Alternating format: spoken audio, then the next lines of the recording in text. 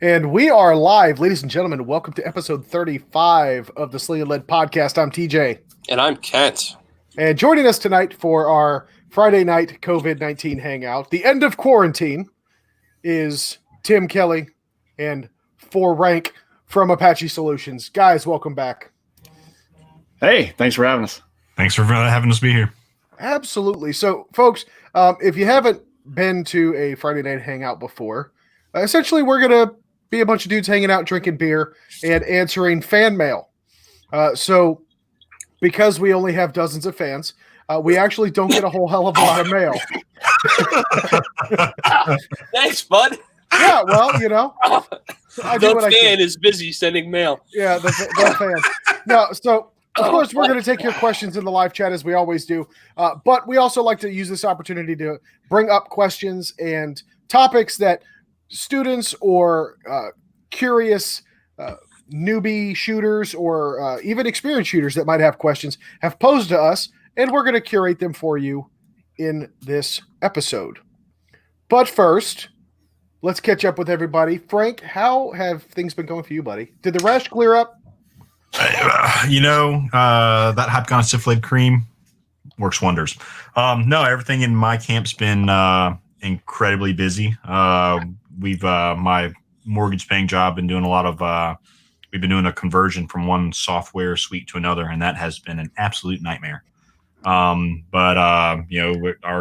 have flipped that switch today, and we're all new week next week. We're going to be working on some data stuff and getting everything moved over. So that's going to be a lot of fun. No, I've had, like I said, overall pretty good couple of weeks. I'm starting to get out just a little bit more.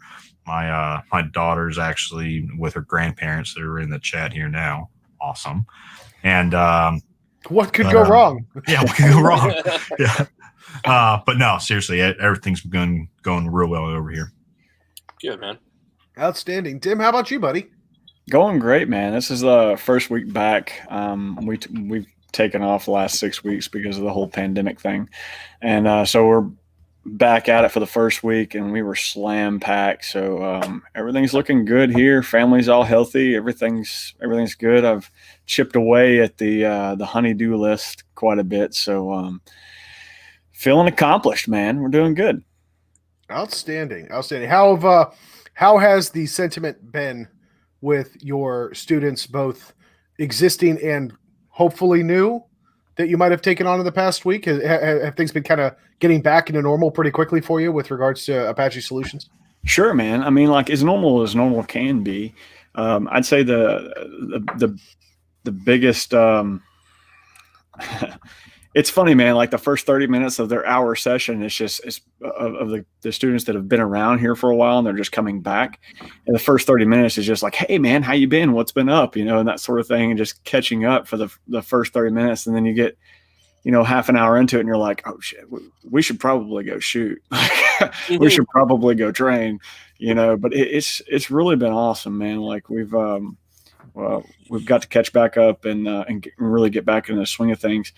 Like I said, normal as normal can be. You still got the 6 foot rules and that sort of thing. Some people choose to wear a mask and that sort of thing. Do what you got to do to get by, man, and get some lead down range. So yeah, I heard that. For sure. Yeah, it's interesting with the mask because I've gone back and forth. I'm one of those guys where free men don't ask permission. Yeah. So I have a hard time with government mandated or anything edicts. Yeah, anything, but especially when they're telling me to wear a mask or something like that. And look, I get it. I'm not going to go licking doorknobs and coughing in grandma's face, right? I'm not a complete asshole, right? So stop.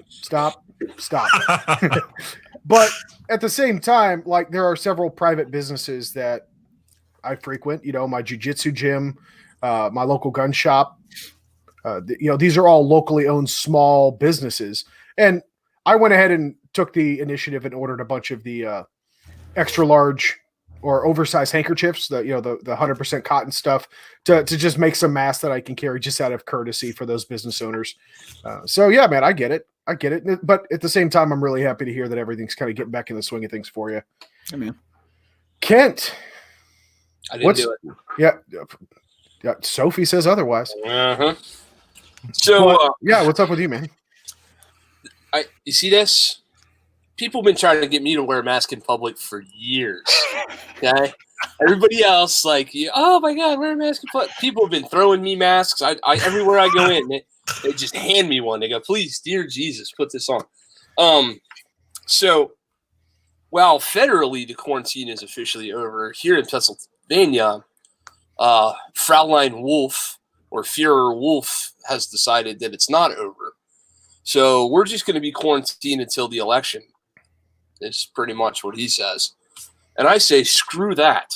So I've been teaching private lessons, unless you're from the government, in which case I absolutely have not been teaching private lessons. But we're operating, man. My mortgage paying job, to steal Frank's turn of phrase, has been entirely shut down.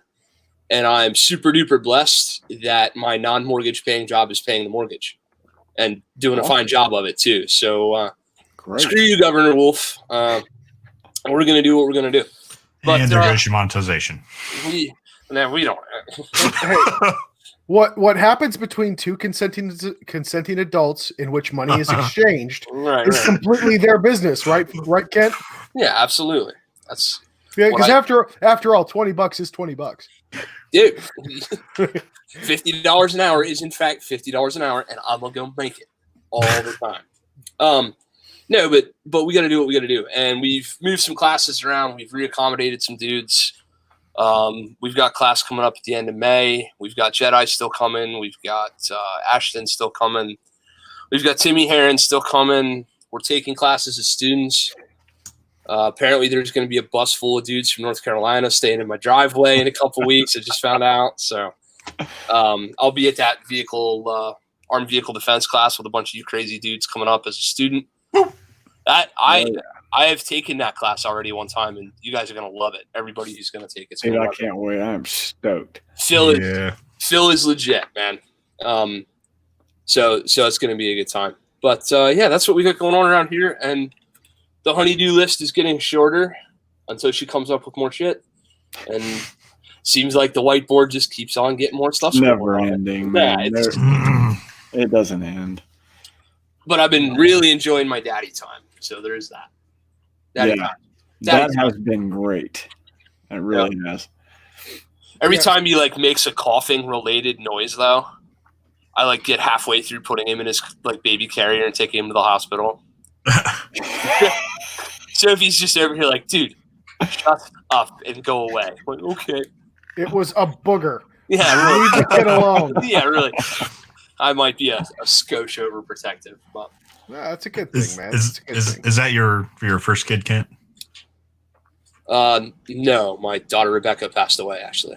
Oh, I apologize. Yep. No, it's cool, man. Normal question. That's probably why I'm a little protective. Yeah. But so we've been doing that, and I've just been building stuff in the basement and making ammo too. God, I've made ammo. Maybe not as much. Maybe not. I might not be like Scrooge McDuck swimming in ammo like you are in a closet somewhere, but I've made a couple thousand rounds of 9mm a day. It's gone all right. Yeah, I make enough. As he slowly pans his camera over to a wall stacked up to the roof. No, not here. He's like, no, we're not going to do that on the air. No. Yeah, no. That'll be for another show later on. Yeah. So speaking of ammo, we are already getting some questions. Anthony Paduano, who is a regular viewer and listener. Tony, it's good to have you back. So he asks, how do you guys feel about ammo laws that are trying to be passed? I don't know if North Carolina is trying to pass it. Yeah, man. He's referring to PA. PA has a he might have screwed that up, but PA has a new thing that they're trying to put through on online sales. Okay, so going nowhere. No, Kent, since you're since you've got a finger on the pulse, let's talk about it. Yeah. Read us in on it. Tell us what's going on. Let's discuss it. It's SB some bullshit. So go look that up. I could SB 517 or SB. I forget the numbers, but bottom line is every year in Pennsylvania, the same Tard Waffle senator comes out and releases the same bill.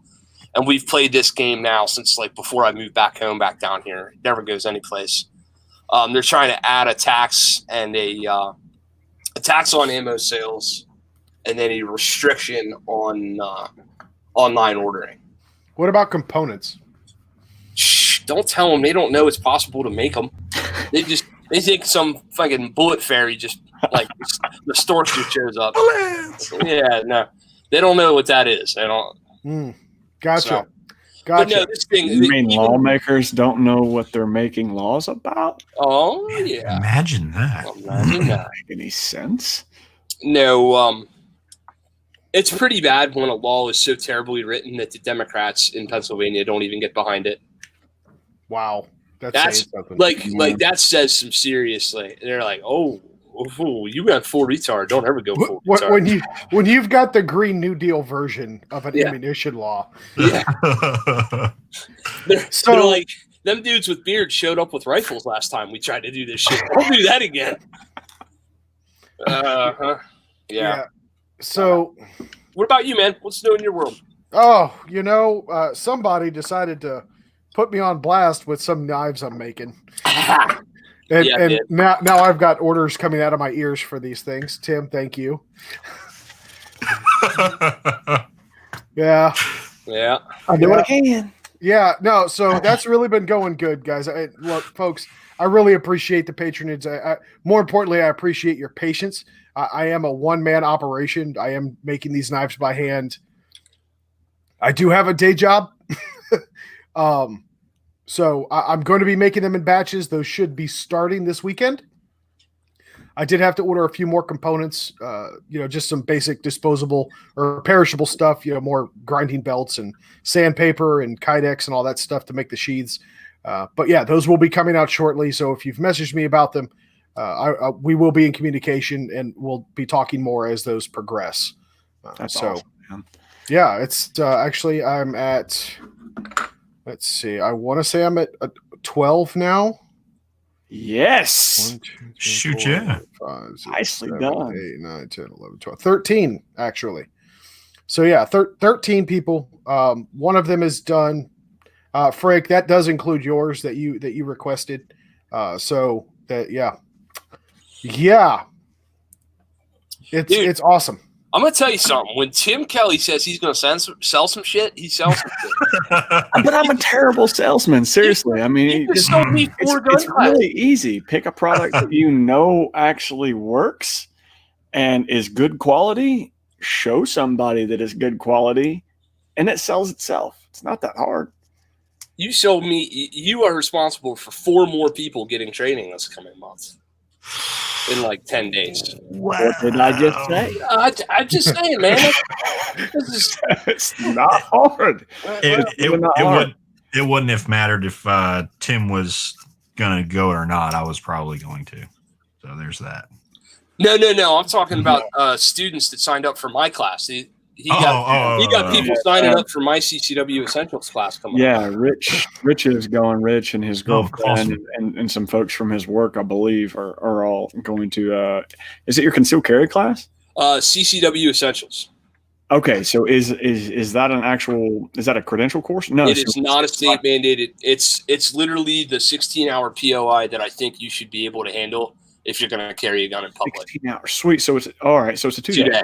Yep. Awesome, man. Yeah. So when Rich talked to me about it, he said it sounded a lot like our EDC course, but that's great, dude. So him and Maria both have taken our EDC course, and so they're pretty spot on, man. They really are. Like I said, I don't know about the other shooters or whatever, but yeah, I think you'll be in for a surprise with those guys. They'll be a fun time for sure. I'll try not to ruin them for you.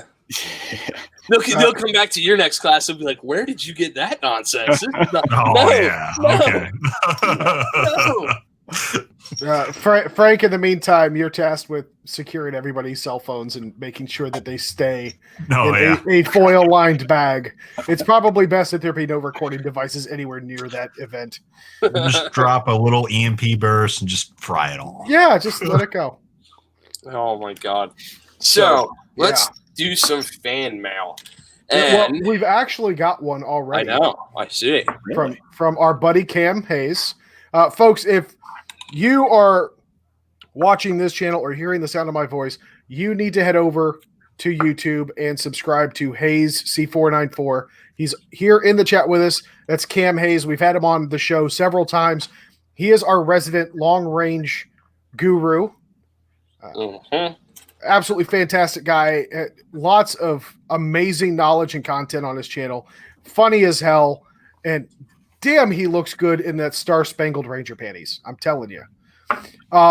He's got the thighs for the skies, my friends. I'm telling you. It's just the truth. Thighs for the skies. Thighs for the skies. So, hey, Cam asks, what is your favorite rifle chambering and why? Rifle chambering. So what caliber cartridge do you guys like in rifles? All right, I'm going to piss him off first. Just because I'm going to do it. 9mm. I was just about to say 9mm, dude. I like my MPX. I like my Ruger PC carbine, and you can't make me like anything else. So there. The man just refuses to engage anything outside of 100 yards. Dude, I can't see anything outside of 17 yards. Look at these fucking Coke bottle guys. I can't see that. Hey, you see that steel target down there by the Piggly Wiggly? I don't even see the Piggly Wiggly, dude. Shut the fuck up. I ain't gonna hit none of that. What are you talking about? No. My favorite rifle chamber. Now, all right, I'll be real with you. And I'll even be a little esoteric. My favorite rifle chambering is 30-30 because I've killed a shitload of deer with 30-30. So there. That's fair. Yep.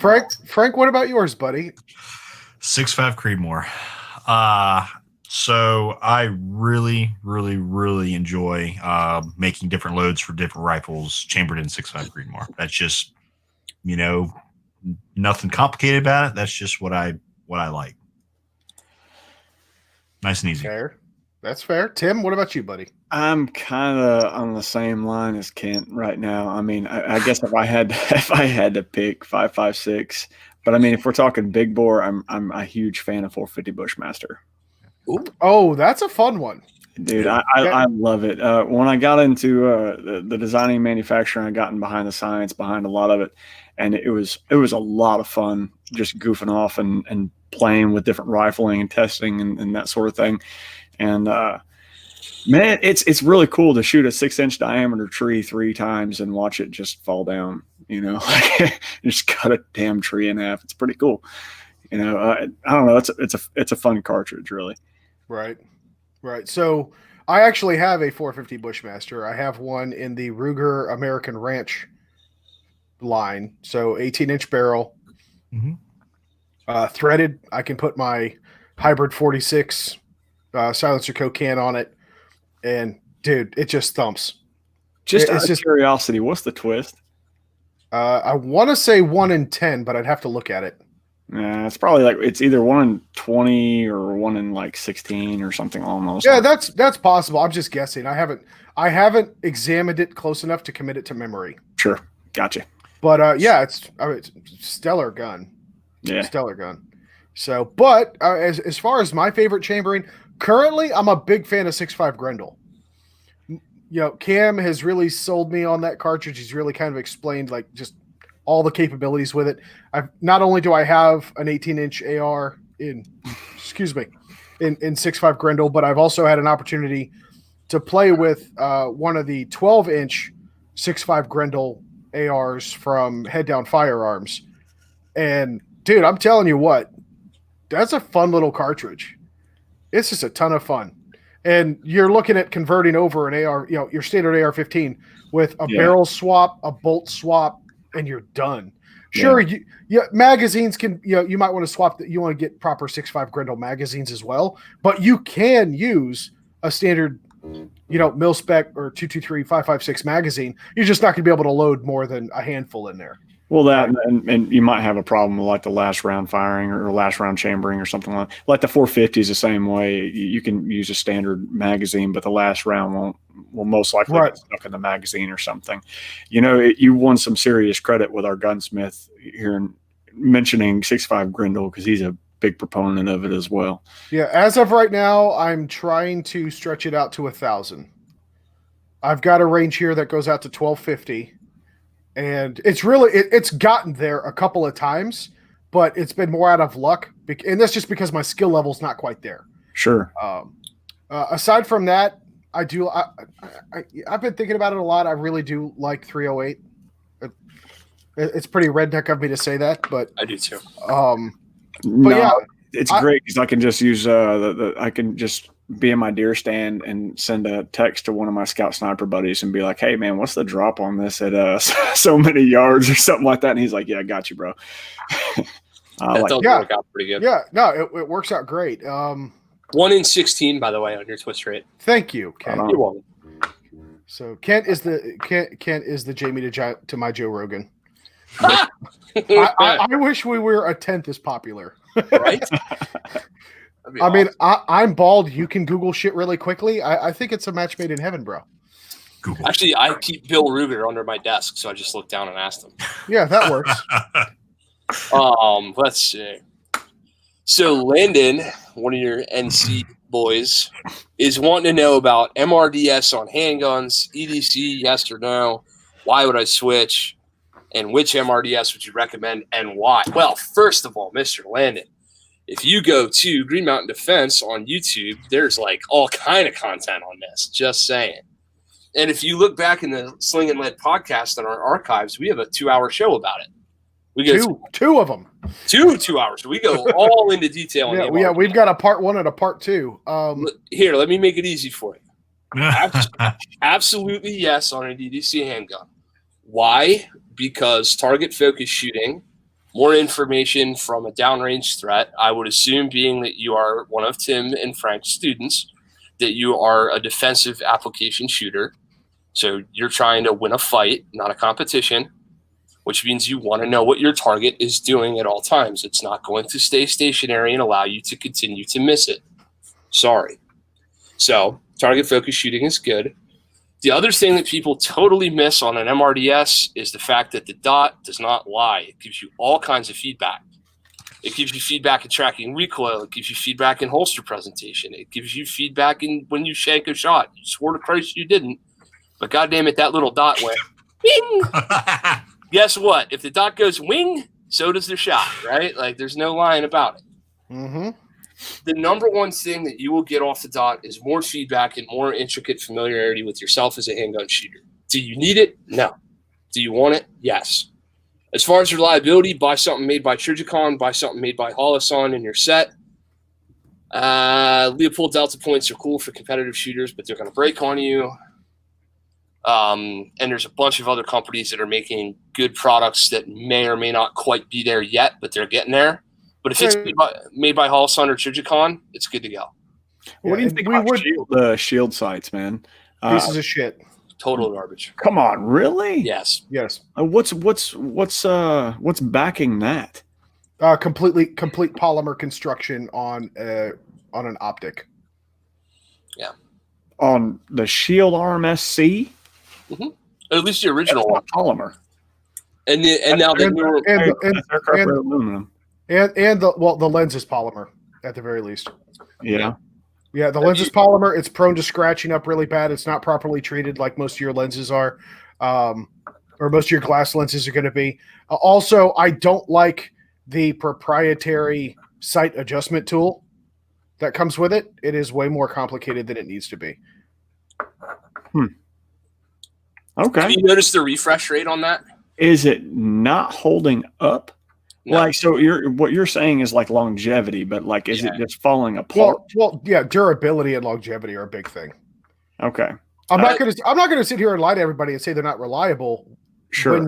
When you need them, but the problem is, you bump into them, you drop them, whatever have you. I'll punt anything with a Trijicon right on or a Leopold on it or a Holosun and call it good.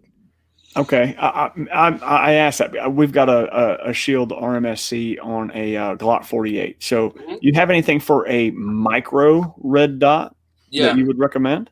Holosun 509T or 510T that you cannot get a hold of. It's actually the 507K or the 407K. Yeah. But yeah, man, you can't get a hold of those right now. They came out right around the whole freaking pandemic. Well, and there's conversion kits right now for, well, not necessarily conversion kits, but I know there are some people that are releasing slides that have connections for a full-size Trijicon. Yeah. So you or, can get or anything with an RMR footprint, we should say. But even it's a 48 or a 43X slide. Yep. With a built machined, so proper connections, none of these dovetail fit ups or anything like that, and you can get a much better solution than the RMSC. Now, if you're not wanting to go through the trouble, okay, fine, break down and do that in lieu of something else. But I'd rather see people save their money and just get something that's going to actually hold up. Right on. Yeah, that's good information to know, man. You're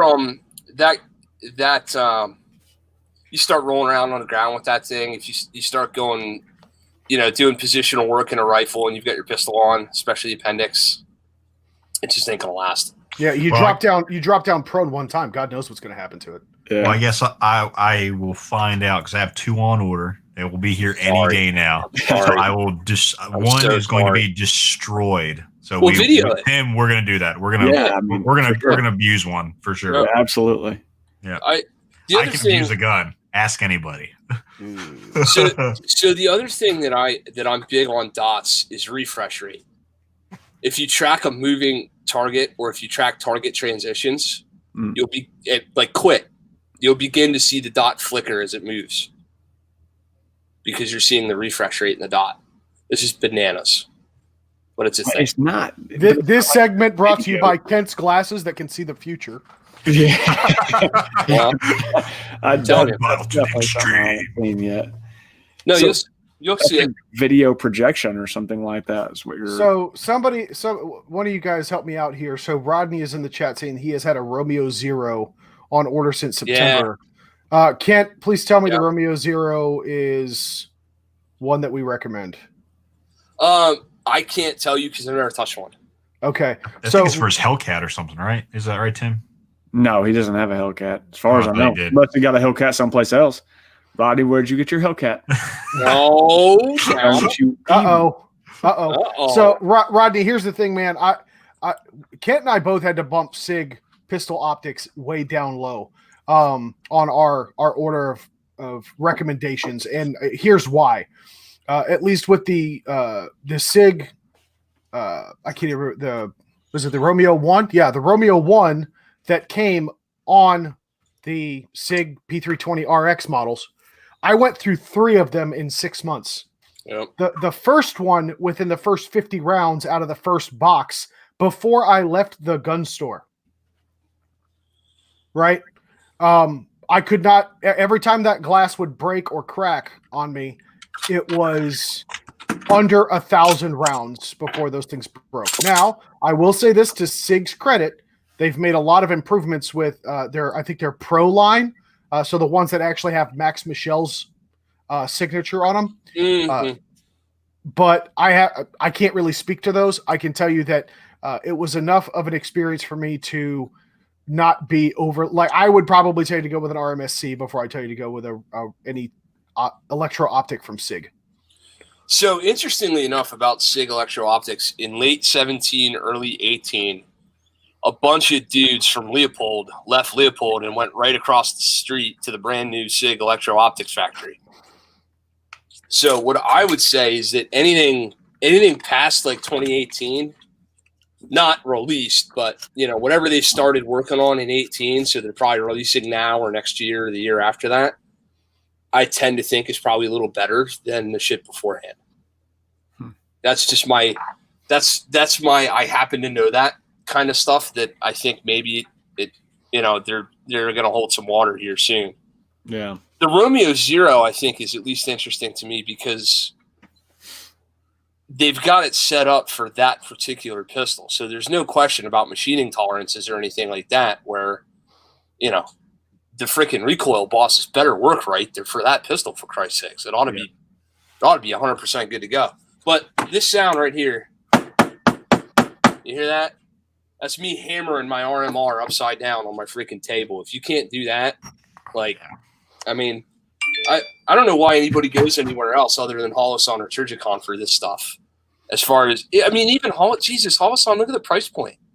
Yeah, I totally agree with you with the Holoson. It's the availability and really the Holoson did not come out with the 507K or the 407K until SHOT Show this year.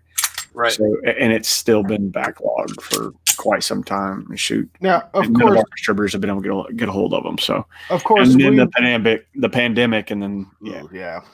Now, we would be remiss if we did not, of course, mention the Right-On pistol red dot that Kent has been thoroughly testing on his Glock 40 MOS in 10 millimeter and has been beating the hell out of it, and it's been doing fine.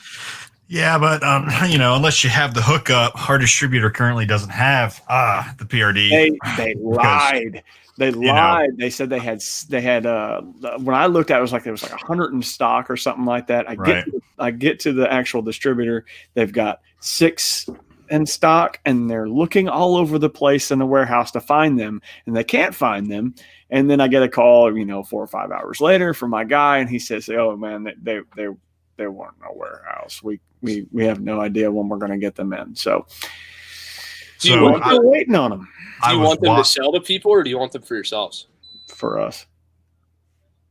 This guy. Yeah. Okay. So I do know that so COVID did slow down a lot of their stuff. Because I just put my order in with Right-On directly for my PRD. Give it now. Keep in mind now this is the one catch with us being pro staffers, right? Whenever we put in our orders for stuff like that, we are last priority, right? Obviously, it's going to go to the consumers, the big box stores, distributors, and stuff like that first. That's just the way. It's the nature of the business, right? So I was told about a month. So I'd say probably in the next couple of weeks, you guys should probably start seeing those trickle back in. Cool.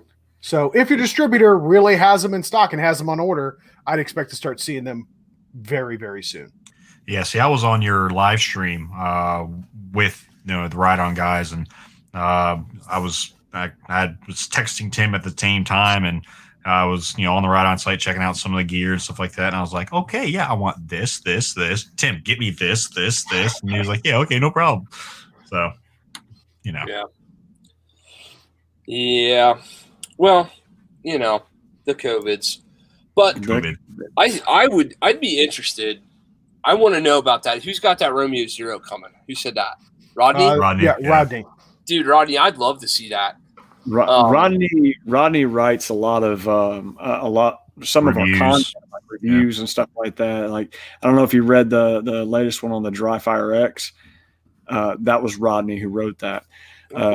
So I'm quite positive when that thing comes in, there'll be a review of some sort written up by him on the optic. So right. For sure. Yeah, I'm taking a closer look at this thing on a website. Okay. I have seen this one before.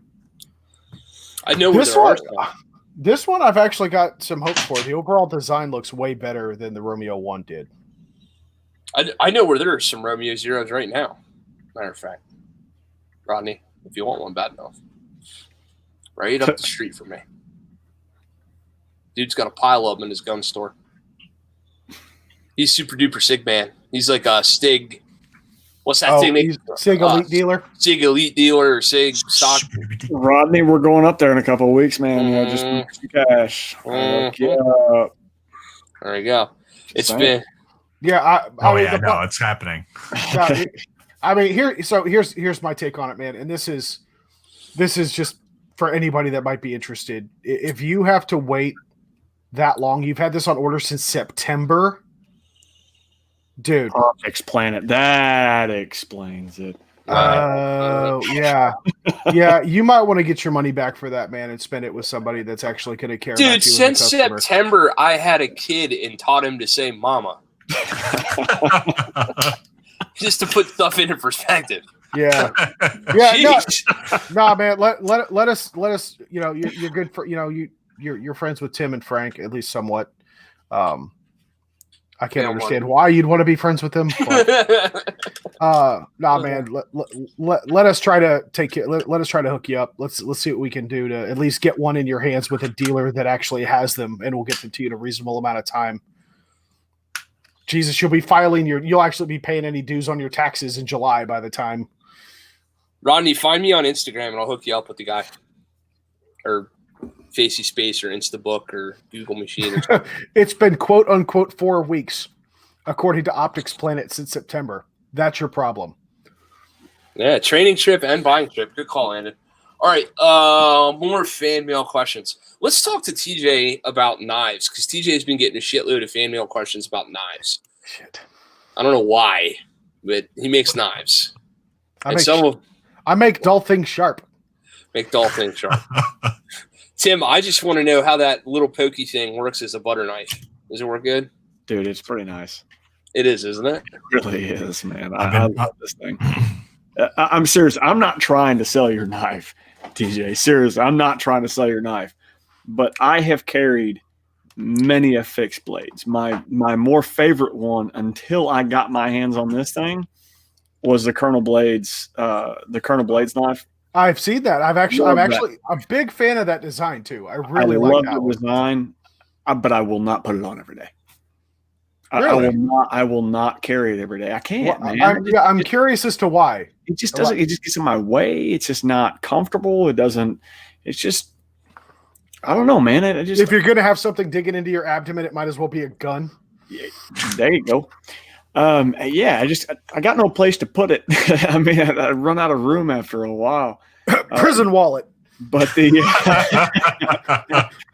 no. That'd be a little hard to get a hold of when you're like in the moment. But I get a whole little pokey thingy, and really, I mean, seriously, it's easy. You just snap it on. It does not get in my way. Most of the time, I forget I even have it on. Like it's really easy to carry every single day with me. So it's nice to have a fixed blade that I can carry around with me every single day, and it not be extremely inconvenient, you know. Aside from having to carry with a shirt tucked in, but then we got, a whole different layout for your EDC. Right. It's the go-to knife, man. I really like it. Plus, if you're tucking in a shirt, you're probably going to court.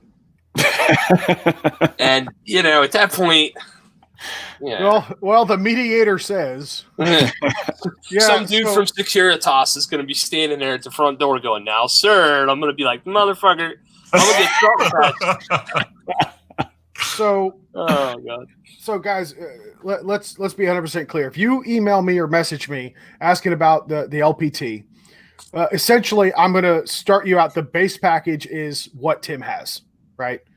Hollow grind, very simple. Micarta handle. We'll go into some of the details about that design and why I chose the things I chose here in a minute.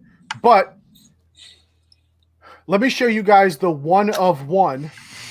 I'm emphasizing one of one. I will not make another one of these because dear God, it's been a pain in my ass.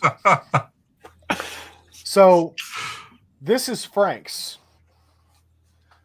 So you guys might not be able to see this, but it's going to be double-edged.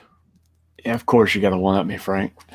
Yeah, he does. But I had to actually make this is the second attempt because the first one, the stock that I use, was too thin to accommodate for the double bevel. So as you can see, his is 3/16 of an inch thick stock, whereas Tim, yours is, and what they will be standard 1/8 of an inch. Girthy. Stock. Very girthy. My girthy little pokey thing's always getting me in trouble. I don't know about the rest of you boys. Well, stop thinking. It did. I don't make them with a brain. So let's talk about the decisions that I made. So I've actually been making knives. Yeah, let's talk about the decisions that you made. let's do that, Mr. Riffs. Yeah. So the decisions that I made when I started making knives was. Well, first of all, let's do this because I know some people are curious. Like, how did you get started in this? Well, I had this idea. So my dad and brother are the kind of guys that if they see something that they want, they just go buy it, right? They both have very good jobs. They make plenty of money. So if they see like new tools or anything, all types of dude stuff, they will go just get it for themselves. So that makes Christmas season a pain in my ass.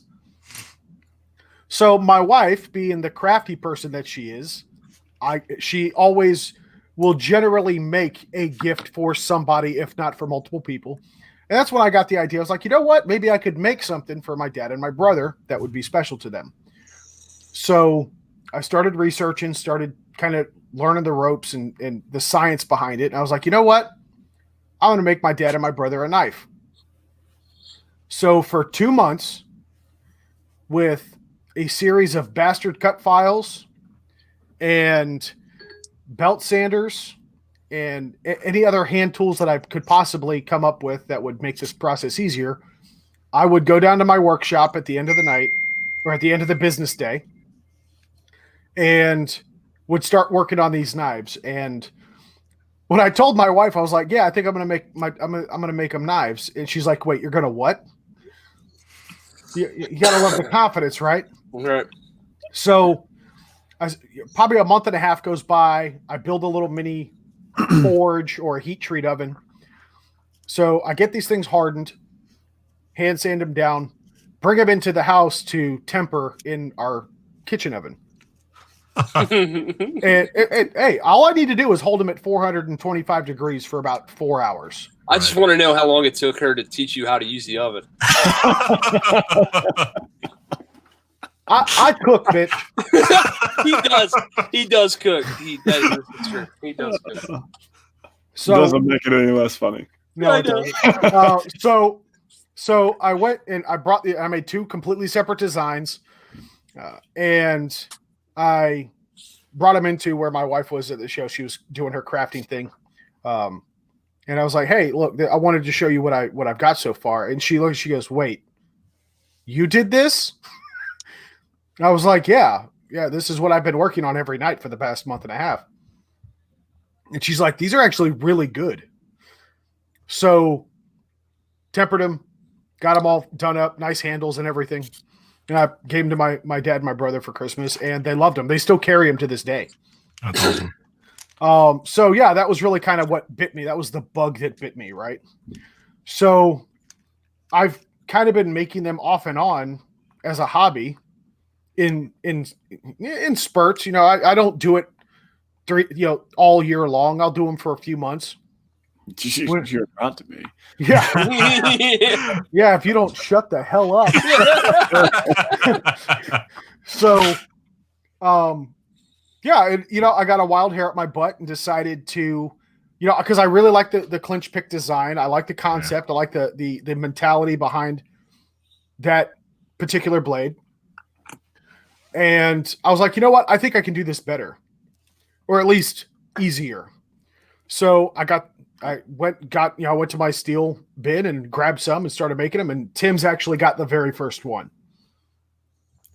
So I use 1095 high carbon steel. One of the reasons that I use that is because it's incredibly easy to work. Right. And more importantly, it's easy to heat treat and temper myself. Right. I can work with some of these things called what they call super steels in the knife industry. These are typically your high dollar knives that you're going to see like from Spyderco or Microtech or anything like that. Your stainless steels, essentially. Those require a very specific heat treating process that is incredibly difficult and way beyond my capacity right now. So in order to keep costs low, I do everything out of 1095, 1084, or other common high carbon steels and tool steels. And I can do everything myself and I can keep the costs low. It's pretty simple. Is it true that you melted down a Taurus G2C barrel to try to make a knife out of it? I needed metal that worked.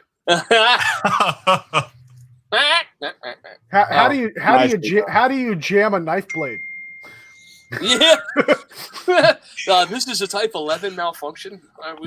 Never seen this one before. But so I do have some other things in the works. If you guys visit my Instagram page, you'll see some of the other stuff I've done. Kent actually has a couple of my knives. I do. I have several. There's the Ravager, and what's the other one called? The mini camper. Yeah, the mini camper. Yep, Yeah, the mini man. camper. Yep. I use the Ravager when I'm going to bike week at Myrtle Beach and shit's about to get wild. Yeah, so the Ravager's kind of a fighting knife that I designed with a finger ring in it and all that stuff. Here's one of the things that's kind of been discontinued more because it is a huge pain in the butt to make those knives.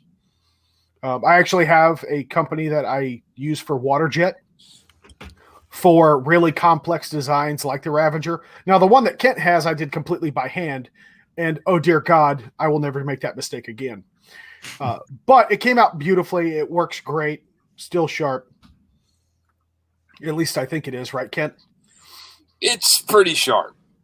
It might be a little too sharp for me. You probably shouldn't give me. You should give me training blades. Is what you should probably do. Training blades. Honestly, like. Yeah. So actually, that brings up another question. So I've had a couple people ask me about training blades for these LPTs. So I am going to work on that. I'm going to try. Here's the caveat: I want to keep the cost as low as possible for everybody. I love making these knives. I get some money out of it, great, but you go to anybody else that's going to hand make you a knife like this, and they're going to charge you $300, $400, $500, $600 and use the same materials that I do, right? The thing is I custom make every sheath out of Kydex for every knife. Because I do everything by hand, I cannot guarantee the uniformity is going to be exact from one blade to the other. So, Frank, your sheath may not fit Tim's knife and vice versa, right? So with that being said, because the sheaths are made custom to that particular blade, if I make a trainer blade, I have to see if I can make it in a way that is going to allow it to use the same sheath. This way I don't have to make a whole other sheath and add extra cost and charges onto that. So you could just make them as a set, right? Or you just, make the other sheath, a new sheath for that other blade, and charge them $100 or whatever it is, whatever the cost would be. It'd be a whole, just like making another knife. It's just a trainer. Yeah. It's just they're typically not heat treated. They're very simple, very simple. You can abuse the hell out of them. They're going to get dinged up, nicked, whatever have you. But the idea is they're not sharp. It's really just me shaping raw steel to make it something that you can use with relative safety for training purposes. I see a 3D printer over the right shoulder of a guy here. Maybe he could 3D print you up some trainers. That could be doable. The question then would be from the sheath, would it fit the sheath? Maybe not. But I mean, if you're talking about just getting used to the motions and movements and the technique that would go along with that style of blade, you don't really need to worry about drawing from the sheath all the time. I'm sorry, what was that T word you just used? Technique? Yeah. I thought we were just monkey with a screwdriver with this motherfucker. Get away from me! Get away from me! So, no, let's talk about that real quick. Because because as simple and as little as these knives are, there is actually a technique for these. Yes, one of them is the sewing needle technique, right? You just start stabby, stabby, stabby, right? Or like Bart Simpson in the Simpsons movie is like, oh, multiple eyes, jab, jab, jab, jab, jab. But the reason the back of the blade is sharpened is because it's also meant for when it's held in a clenched fist to be able to be brought around certain joints, appendages where certain tendons might lay and sever them. Because it's really hard for somebody to choke you out when they can't close their hand. I don't like that word. Just shoot me. Just fucking shoot me. Don't be severing tendons. Just shoot my ass. That's just there's certainly some training that could go into that, or some techniques. Obviously, guys, I'm going to be completely candid. The original design of this knife is not my own original design.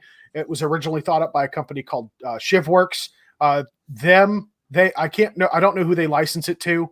There's really no licensing on knife blades because it is a common thing that literally anybody can learn to do.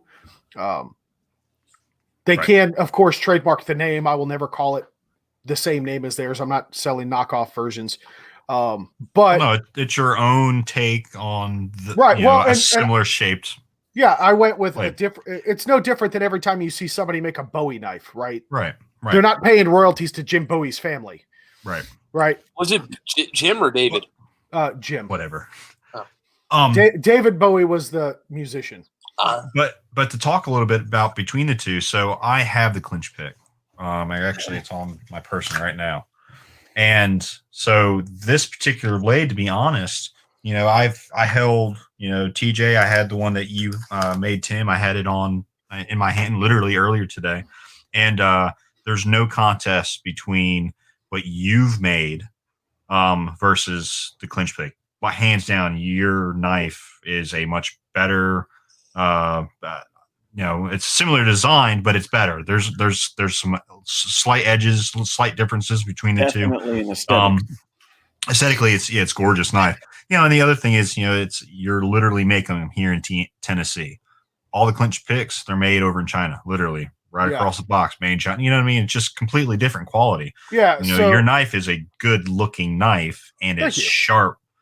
Comparatively to the clinch pick, it does what it needs to do, right? It's very effective in what it does. Right. But there's no contest between the two. Your knife is aesthetically it looks pretty. There's a lot more going on there than just being a tool. You know what I mean? Yeah, exactly. And so real quick, and we'll move on to a different topic, but the last thing I want to talk about is the handle material that I chose. So Tim's handle and the standard handle material that they all will come with is micarta. So micarta comes in a couple of different materials, but specifically, or more commonly, I should say, is canvas and paper. You can also find it in denim. Essentially, it's that material layered up a bunch and then sealed with resin. Why I like canvas micarta, which is what Tim's is when it gets wet, it stays grippy. It does not get slick. Rubber, when wet, will get slick. Hard plastic, when wet, will get slick. Micarta, I have a bushcraft knife that I made out of an old hickory butcher knife. I cut it down, reprofiled it to a bushcraft knife, and I took the wood handles off of it, and I put micarta handles on it. I will spray that handle down with soapy water, like Dawn dish detergent and water, and you can still keep a positive grip on that damn thing. That's awesome. That's one of the things I like about it, and it's inexpensive, and it's really easy to work with. So we are getting a couple. So Tony can we send it back to sharpen? You can. There's a small fee for any knives that come back to resharpen. I do offer a resharpen guarantee, but I do hone and sharpen my edges to a serviceable condition that anybody can learn to sharpen. Right? If you have a strop, and I might just do a YouTube video on how to make your own strop. If you guys got an old belt or some old cowboy boots laying around, we can certainly go over that. But if you strop it and you're not using it to cut things like your Amazon packages open where there's tape and glue, which are enemies to sharp edges, and the way that I harden these blades and temper them to about a 60 Rockwell hardness, they should not need resharpening. As long as you're not abusing them, they should be fine. But yes, if you want to send them back to me for a small fee, I will happily put an edge back on that bitch for you. Given where Tony lives, he might be using the shit out of that clinch pick, so he might need that motherfucker sharpened about 6 or 8 times over the course of his life. Right. That's true. That's true. But yeah, Tony, they are easy to sharpen or resharpen, I should say. I don't get too crazy with it. Now, the one thing I do use that's different from industry standard in most cases for production knives like that is I decided to go with a shallow but hollow style grind. So a hollow grind, if you guys envision the cross section of a knife blade, most of your knife grinds are flat grinds, right? Both edges coming down or both bevels coming down from the knife point are going to be completely flat. That's really good for sharpening, admittedly, but they dull very quickly. I went with a hollow grind, so the actual bevels are concave, right? Think straight razors. That's the same grind that are used on straight razors, and there's a reason I went with that, because they stay sharp and only need a little bit of maintenance with a strop once in a while, and you're good to go. So, pretty simple. But yeah, I'll resharpen and re-edge everything that I sell. So, I'm going to encapsulate this conversation in a minute 30. because this is the stuff that he'll never say about himself, so I'm going to have to say it. This dude is a fucking perfectionist. My man TJ works his butt off on these knives and calls me like 6 times a day and goes, I'm not happy with this yet. I'm not happy with this yet. Yeah, Frank got to experience that. Yeah. I was like, screw it, I'm starting over. He'll take $75, $100 for a knife and spend $400 going, nope. He shoots me a message. Goes, hey, I need to call you. Like, oh crap. Okay. So I'm thinking the worst. I'm not doing this damn thing. No, here's, take some money back or whatever. And he's just like, yeah, no, I'm not going to do this. This isn't going to work. I'm like, well, okay, cool. Don't, you don't have to do it. It's, it's all right. And yeah, nice. Pretty cool so far. Yeah. So nobody will work harder to make it what you want. We've talked infinitum about. I'm trying to make him like the next like Benchmade or somebody, and he's just over here. Don't do that because I will never chop up guns. Oh fuck! I picked the worst knife company, and fine, Spyderco. There you go. No, Spyderco's great. All right, you'll be the next Spyderco. No, but he's gonna work his butt off making your knife, and he's gonna really work hard at it. And it's cool. It's cool to see. Now, if you guys, again, if you want to see some of the other stuff that I've done, go hit up my Instagram page. Probably the one that I'm the most proud of is the Viking-inspired chef's knife that I made for my tattoo artist. That knife took 2.5 months. Yeah, but your tattoo artist covered up that tramp stamp you had with Randy on the back. So that, that dude did you a serious solid. So you owed him a knife. He has actually. It was for his brother. But yes, I certainly cut him a hell of a deal on that knife. Ginger Co. Landon, that's a fantastic name for a knife. Ginger Co. But this needs to happen. Not knife sharpening Ginger. No, Ginger Co's good. I like that. But but yeah, you guys, I invite you guys to go check that out. It's probably the one that I'm most proud of. That handle is made out of stabilized maple burl that has been dyed. It had a 4-piece handle to it. This just sounds like Kraft Vermont beer or cheese. It's made out of stabilized maple. And it's got a hidden pin. So it is a hidden tang and a hidden pin design handle. Dude, you are just incredible. I can't even put a set of Glock sights on straight, and you're over here like. I mean, it just amazes me. That's why you went with the red dot. No, throw a dot on it. We're good. Yeah, we're good. You are correct. Yeah, he did have a Randy Newman tramp stamp. All right, let's answer your questions again. Med gear mandatory for EDC. What do you need to have? Is there anything you should stay away from? Apache boys, you want to take that, or do you want us to? Or hey, man, yeah, we got okay. Frank and I have been on the same wavelength for quite some time.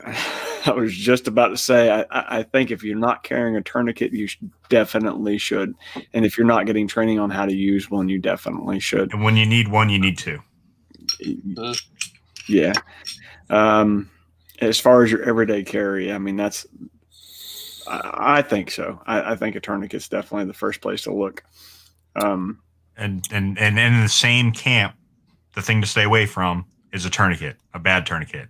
Those cheap pieces of rubber that you get from Amazon that says it's a tourniquet. Well, yes, you're right, it's a tourniquet, but it's not quality. So find something minimally, get a cat tourniquet or something. And I know a lot of guys like the Rats tourniquets. There's different things all over the place, but find a reputable company, get a tourniquet, and carry it on your person at all times. So even outside of trauma such as a gunshot wound or something like that, you're much more likely to roll up on an accident or something like that where someone's arm's literally broke in half, bones sticking through it, where that tourniquet's absolutely needed and it can save their life or limb. Absolutely. So yeah, I EDC more than a tourniquet. Actually, EDC. So every day, chest seals, compression bandage, tourniquet, decomp needle, and gloves. Right, like it On doesn't your have. person. Yes, sir. Yep. Okay, yeah. Now- You Dark rock Angel. your ankle kit, right? Yeah, Dark Angel ankle kit. Yep. Yeah. Ankle med kit works good for me. 90% of the time, I wear jeans in my everyday life, so I get away with that. And when I have to do the business casual dress up thing, that means I have to be in front of people, which means I have to have a like a laptop messenger bag, which means I can throw whatever the hell I want in that bag, right? So if I have to wear some straight leg suit pants or something like that, and I can't pull that off, then I literally take the contents out of the ankle medical kit and dump them into that bag. Like it's the same stuff. So Anthony, no, in pants or on belt, under my pants. It actually wraps. It's like an ankle holster for a gun, except it's med gear. It's not a gun. So I've just recently, and I'm playing with that whole idea with going that route, running like an ankle rig for med gear. Actually showed it to Tim yesterday, day before, something like that. But it was actually, it was, Warrior Poet or whatever. It was their ankle kit, but it was actually sewn together by the guys at Blue Alpha. I had no idea. Yeah. So that was like I said, one of the reasons why I went ahead and picked it up. Trying to support those guys, and I love it. I mean, I've been wearing it every day, since I got it, and time will tell if long term I decide to keep with it. But so far, it's been really comfortable. I wore it all day today again, and I was a little concerned with, it getting like hot, sweaty, and moving around a little bit. Man, that thing stays locked on right in place, no issues at all. So, we'll see long term. My one kind of pain in the ass caveat to this is, number one, I'm a bigger dude. Like I get tree trunks for calves, and number two, I really like to wear my, freaking high ankle boots, my 8-inch or 10-inch logging boots a lot. Mm-hmm. So you gotta make sure you get something with enough neoprene to stretch around all that. So I've had kids. It's actually going around your boot. It's not. It's not making contact with your leg. It's going on your boot. Yeah, in my case, yeah. Okay. On a 10-inch logger boot, it does. Sure. So my like Red Wing 10-inchers, yeah, it's going. So I'm lacing up my boots, and then around the outside of my boot goes the med kit, and I put the tourniquet going directly north because the tourniquet's the biggest thing to stick out. Yeah. So if you had the tourniquet on the left or the right side of your leg, you'd have this like weird appendage sticking out there that anybody would be like, what the fuck is that hanging off that dude's calf? Yeah. But going straight forward, it's not bad. Straight back ain't bad either. But the way I think of it is this, right? Anybody that 9 times out of 10 dude takes a gunshot wound or is somebody's injured. Anytime I've ever worked on an injured person, which unfortunately has been a few times, not during my own training, thank God, but just in general, I've always ended up on my knee next to the person, like they're on the ground. Right. Yep. So if I'm going to go down to my knee on the ground anyway, next to the person, all I got to do is rip my pants up and get to it, and it works out pretty okay. Now when I'm teaching, I throw like a freaking med pouch on my belt. Yeah. Because who gives a shit? Like, it doesn't have to be concealed. It can hang out from under my t-shirt. I'll train that way. Like if I take a training class and I feel like I want to bring extra med gear, I will. IDPA, USPSA, whatever match or wherever. I keep gear in my bag anyway. I keep extra gear in my bag, but yeah. And then as far as like stuff, you guys can have anybody that drives a vehicle. Who asked this? Landon asked it. I don't know what Landon drives. But I'm pretty sure he doesn't drive a scooter. He probably drives a car or a truck or an SUV or something. You got room for a serious life-saving med kit in your vehicle. Yeah, absolutely. To the point where you can support your entire family and then some. So there's no reason. I get, if I had to wear a suit every effing day, I probably wouldn't be a big fan of an ankle med kit. But there's no reason you can't throw all kinds of stuff in your truck or your car or whatever you drive. Well, and even still, so I can speak to that point. So, working in the IT industry, when I do go into the office, I'm not necessarily in slacks, but carrying, ankle med kit, a complete loadout, inside the waistband type setup or anything like that it's not very conducive, especially to that environment. I'm often sitting down behind a desk, or I'm up moving around, going to various people, sitting in meetings all day.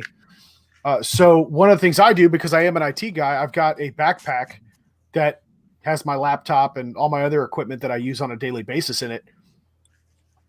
Take the med kit and throw it in your bag. Like I have an EDC, and my backpack looks, it's no different than your typical 2-pocket, Jan Sport style generic backpack. Mine's made by Maxpedition, but it's the same design, right? So, and my med kit takes up, it's about the size, if you were to, we're going to use real highly scientific terms here, but if you were to take like 4 hot dog buns and stack them up and like in 2 and put them next to each other, so you've got 4, a 2x2 dimensional space there. That's all the space it takes up. And Dark Angel Medical carry makes like a little pocket carry thing. Yep. I've got one of those. I toss that in like my gym bag or something like that if I go to the gym or something. It's right there. The reason why I say a tourniquet is something you should carry every day is because there's a lot of things medically that you can makeshift. Right. A tourniquet's definitely one of those things you don't want to be stuck trying to makeshift when somebody's life is depending on it. But Tim, you mean my belt is not an adequate tourniquet? No, no, it's not. I wouldn't want to be stuck trying to makeshift a tourniquet with a belt. That's for sure. But I mean, if I've got to put pressure on somebody to stop the bleeding or something like that, and all I have is a T-shirt, that's going to suffice a hell of a lot better than trying to makeshift a tourniquet out of a belt, or something along those lines. A tourniquet I think is really in my opinion, one of the most important things to make sure you have on your person. But like you were saying a while ago, if you're carrying a bag all the time, you can carry all kinds of stuff in there. There's plenty of things you can toss in a bag. In your vehicle, there's no excuse not to have a decent sized med kit inside your vehicle. That's where you're really going to encounter, car wrecks or something like that can be really bloody, gory things. So if you have training and you know how to use the stuff that's in the med kit, and you don't have one of those in your car, you're crazy, man. You need to have something in your vehicle. Yeah. It's funny. Go ahead, dude. I'm sorry. No, I was going to say, so I've actually been kind of lacking in that department with regard to the loadout in the vehicles. So I'll never do that again. Presumably. Wait. Let's be fair. TJ never leaves his house. No, this is true. Yeah. He's too busy making noise. Yeah, this is also He's true. now. Hey, there's worse problems to have. So the reason I say that is because, presumably a proper vehicle medical loadout would be able to, at the very least, treat all the people in the vehicle that are on a regular basis. So in my case, me, my wife, and our 2 kids. Now, I have enough medical equipment in various places, and like, Kent, when we come up and hang with you guys for a week, I'm going to have something proper, especially because it's going to be a long road trip. But as of right now, I typically have 1 or 2 small med kits that I keep in my vehicles, typically because there's 1 in each vehicle. And I'll combine them all into 1 if we're going on a road trip or something. But to Tim's point, he's talking about an actual bag dedicated to medical equipment that is equipped to handle all members of your family that are typically riding with you at one point. Mm-hmm. So let me just, and this blows my mind that people, we have to tell people this in 2020, but if you have a vehicle and in that vehicle, you don't have a way to jump it with some jumper cables, right? You should have this shit in your car. You should have an emergency kit in your vehicle, right? You should have tools. Oh, did I just see a booze delivery happen, or was that just me? You should have some tools. You should have some water. You should have some food. You should have some blankets, right? Like everybody up in Vermont has a trunk full of cool shit in their car because you could get stuck somewhere, right? You should apply that knowledge. You should have that stuff.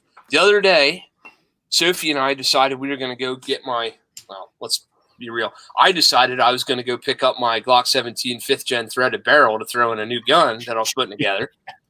And I couldn't wait for nobody to deliver it to me, so I had to drive an hour during quarantine to go pick one up. The place guy said he had one. And he had a Gen 4 Glock 17 barrel, which does not fit. So I wasted an hour drive out and an hour drive back. But we had the baby, and the baby got to go to nap, and it was fine. And we ran over some shit in a highway in a Jeep. And we had a flat tire on a highway in a Jeep during quarantine with a baby. There's zombies everywhere. People fucking looking for toilet paper. It was terrible, right? But yet, in the back of the Jeep, we got pulled over where there was a flat tire, and it was uneven, shitty ground, and we couldn't do it right. Sophie's like, I didn't even – this is Sophie's Jeep, mind you. My wife. And I said, honey, we're screwed. This sucks. I'm going to have to fire this thing up, pull it up to flat ground so I can work on this. No, you don't. I got a shovel back there. I'm like, yeah, you do. She had a folding up camp shovel from our skier freaking avalanche days. Nice. In awesome. her tool kill? yeah. No, my wife, without any prompting or help or train, like I didn't set her Jeep up for her. I flopped the back of her Jeep open. You know what's in the back of my wife's Jeep? A fire extinguisher I didn't buy and have never seen before. That's because it's a Jeep. Jumper cables I never saw before. A whole toolkit, right? All this stuff's back there, and there's a med kit back there. Get on Sophie's level is what I'm saying. That's all I'm saying. You got to be ready for that shit. All right, let's go. Let's more questions. More knives are being sold. God damn it! Yes, yes. This is great. Oh, welcome. Oh, Ryan O'Keefe just said he wanted one. You're probably making two for him. Yeah. Fair. Awesome. Let's the see. Other stabby jabber, he says. So this is great, but we've been at this a minute. We didn't even have to ask any of our like canned like stuff that we've gotten before the show, fan questions. You had stuff before the show? Yeah. Yeah. We should have let Yeah. People actually talk to Kent. Occasionally. So let's talk about the value of competition in a defensive training regimen. Kilt in the streets. Kilt in the streets, right? Let's do this. So, Tim. Awesome. You like it? Yeah, man. I've I can't say I have a wide experience in competition shooting because I sure as heck don't. But I can tell you that it did drastically change my training regimen when I did finally get introduced to it.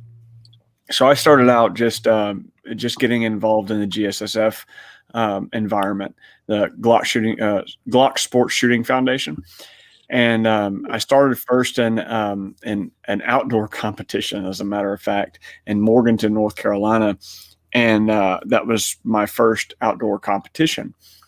Very humbling experience. You know, you get out there and you get around a whole bunch of people.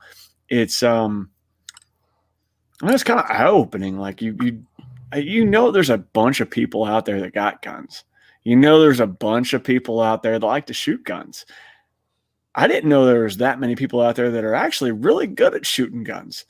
And most of them are, you know, older than me or younger than me, much like 80 something years old, and they're out there, you know, running the plate rack in 3 seconds or whatever, or 12 years old and running the plate rack in 3 seconds or something.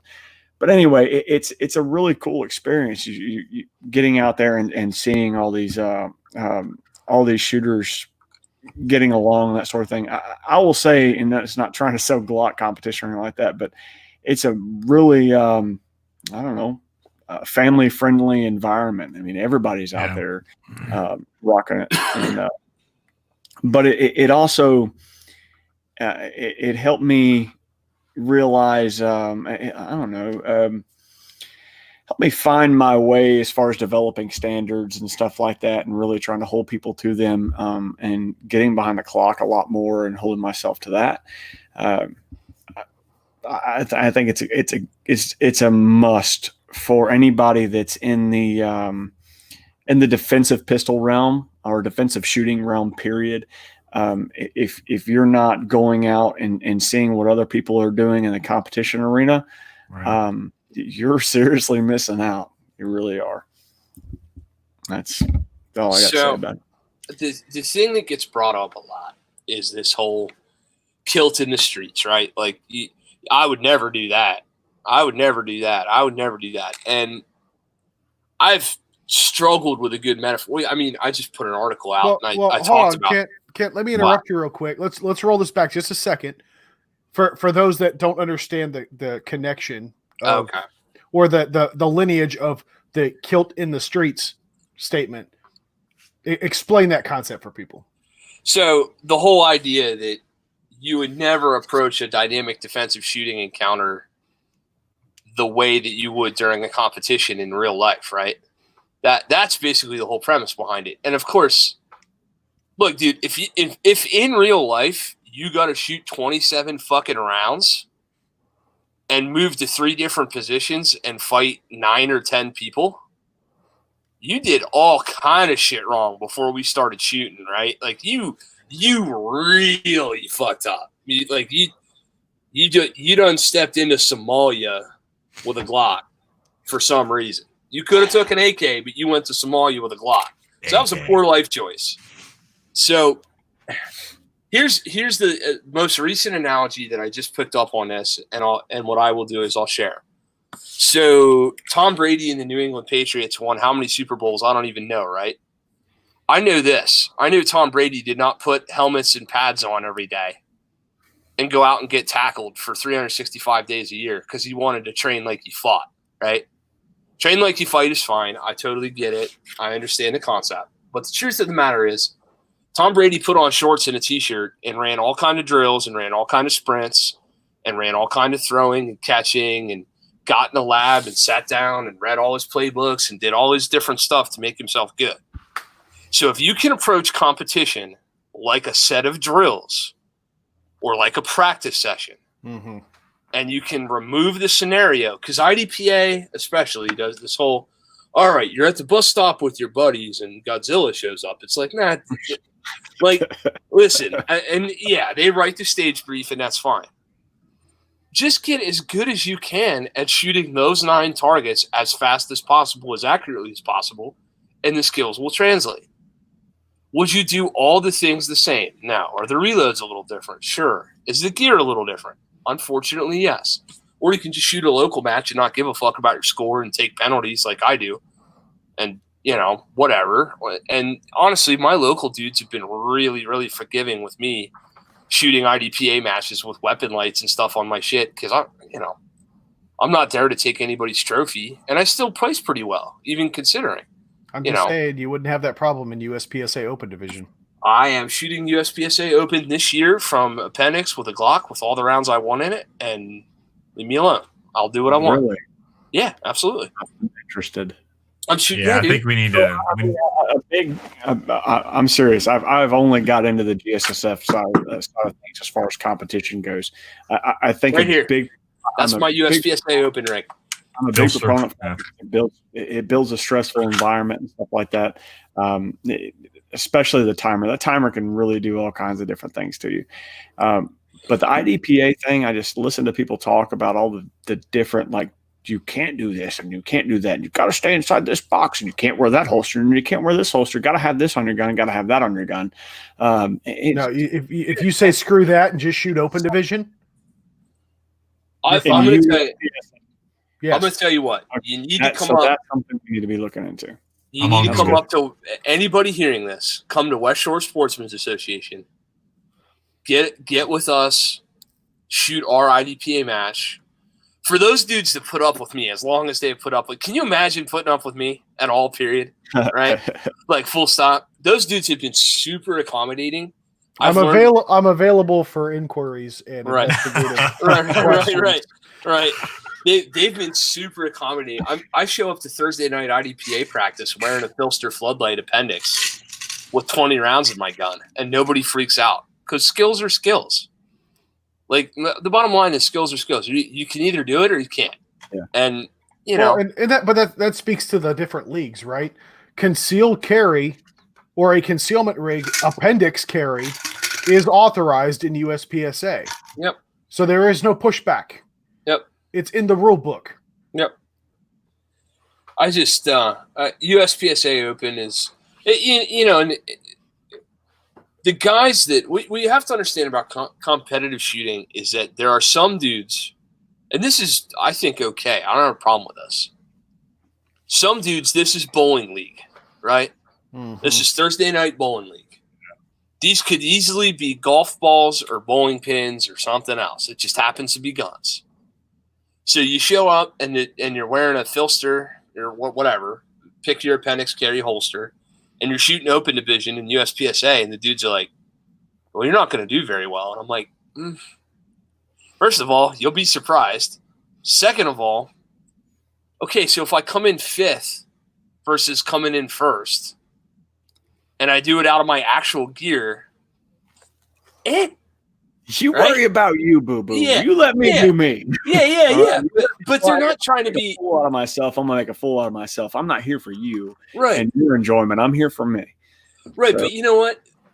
If you approach it from golf league, right? If you look at it from that mindset, all those dudes are doing is going, yo, I can help you win if you want to win. Mm. There's nothing wrong with that. They're just a dude trying to be helpful. Sure. And if you get over that, and it took me some time to get over that, I'm going to tell you right now. And I shot some competitive shooting stuff in Vermont, and man, I couldn't get over it. Yeah. I got annoyed, I got frustrated. I got in with these dudes at West Shore, and this is all my fault. It was all me. I showed up and I was like, that was fucking stupid, Carrie. And these guys are like, wow, man, you're a pretty good shooter. Come hang out. And they were nice. And I didn't know what to do with myself because I was waiting for all the like tactical Timmy stuff. I was waiting to get made fun of, which everybody makes fun of me that gets to know me very well because how can you not? But I mean, these dudes have been super open, and damn it, I've for sure learned a lot from them, and I'd like to think that a couple of them have learned some shit from me too. Yeah. So it's been worthwhile. If you can get yourself in with the right group, fine. Or you can do the dark horse thing and just show up to matches and just be like, be the ball the whole time. Just don't talk to nobody. Just do your own thing, whatever, and you'd be fine. That's more fun if you bring a buddy, though. Yeah. But my friend Jim and I actually are running matches called combat pistol matches, where we've combined IDPA and USPSA. We've taken the two, sports, and we've gotten rid of the stuff about them that we don't like from each sport. Mm-hmm. And we've done more of a defensive thing, and we've gotten some great draw for those matches. And then Corona happened, and now we can't have no matches no more. But we were doing pretty good with some of those. So it takes away everything. I know it does, but it's certainly worth. It's certainly worth it. I'm gonna tell you this, man. There's an 80-year-old dude with an oxygen tank. Like I wrote about that in that article I just put out. Yeah, man. Right? Yeah. That's a real guy. That is a person. That's not a metaphor. There's a person that I know who's 80 and has an oxygen tank. And he came in third at our last combat pistol match. And then he went and sat down and went, but you know what? For freaking 23 seconds on the timer, he was smoking. Yeah. And he knocked down every target I put in front of him. I put a 37-yard hostage swinger that I made you shoot twice from both sides. Guess what? Oh boy, got it. Not even a question. With a freaking 1911. Oh my gosh. Yeah, man. If you're not getting behind the timer in some way, shape, or form in public with other people around you and that sort of thing, holding yourself to some type of standard, yeah, you're missing out. You're missing out. It doesn't matter if you're I'm only in it for the defensive purposes and stuff like that. Well, you can get a lot of benefits out of competition. You really can. And maybe that's something we should really consider doing more of, dipping into the IDPA and USPSA stuff. It's been really hard for me to reach out and do the IDPA stuff because of some of the serious limitations that I've been hearing about. I'm like, man, I don't know just how much I'm really going to benefit from that if I've got to wear a specific holster or a specific rig that I'm not going to carry on a daily basis. I'm going to tell you right now, dude, if you get in a level 1 match, mm-hmm. no trophies, no money, nobody gives a fuck. Just a level 1 match. And you go to the match director and you say, bro, this is what I brought. Is this going to be the end of the world? 2 times out of 10, he's going to go, yeah, bro. The other 8, he's going to be like, no big deal. Okay. I honestly, like, you can get a variance on that. I don't carry. I don't push the rules too hard. Well, let's look into some, Frank. Yeah, I mean, Gonna happen. Look around. But USPSA Open, our match director, our local match director, is a guy by the name of David Black, and he's been all last summer. I shot all IDPA. I didn't shoot a single USPSA match last year, and David shoots with us. He's been super supportive of us. He's helped me fill training classes and stuff. I brought Timmy up, and Tim's class was selling a little slow, and he helped me get that move in. And good dude. I'm going to shoot his match just because he's been a good dude to me. And I'm going to shoot it. I'm going to shoot it with this. I'm going to shoot it with a Filster floodlight and a Glock. And I'm going to have to shoot it open because that's the only way I can shoot appendix. But who cares? So, you know. So real quick, let's clarify this because we like to. I like to deal with facts when we're talking about league rules. So specifically, as per the 2020 USPSA rulebook from their website, uspsa.org, Rule 5.2.6.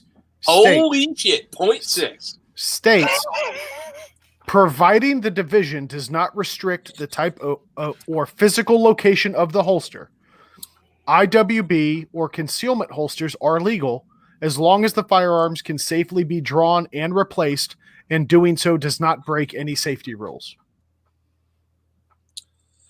You are correct. And so in short, just shoot open division and run your thing, man. And Wilson Combat, Bill Wilson, I don't know if you guys know this. Bill Wilson is like basically in charge of IDPA. His wife makes cookies for IDPA Nationals every year, right? They're in charge of the IDPA shit. And Wilson Combat just came out with a line of appendix IWB holsters. So guess what's going to be allowed in IDPA real soon? Oh, it already is. I mean, Jedi does it too. No, IDPA.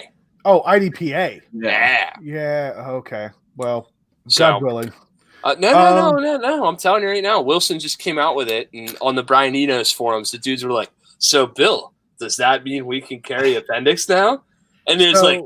Like, yeah. So speaking to concealment or IWB holsters, we are getting some questions. Let's see. Tony asks, holster any specific company or type? I responded with our basic stuff, Kent. So we do like Filster floodlights, Tier 1 concealed, and Keeper's concealment. Of course, got to give a shout out to Spencer. Fantastic products. Yeah. Appendix preferably, but I understand that there may be some trepidation and reluctance with carrying something pointed at your femoral artery or your twig and berries for the gentleman in the group. But that's a real small target in my case. We'll be all right. It's fine. Look, you're on your own with that one, buddy. Tim's I ain't backing you up. Tim doesn't have nothing. No, I was going to say, the one thing I hear about appendix so much is, oh man, I've got this great big Budweiser tumor or something like that, or I've got a belly on me and I can't carry appendix. That's bullshit. I know quite a few people that's got a belly on them and they carry appendix.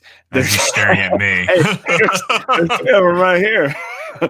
Look, there are plenty of holsters out there that work just fine. All right, it's all about finding the right one and really putting some time into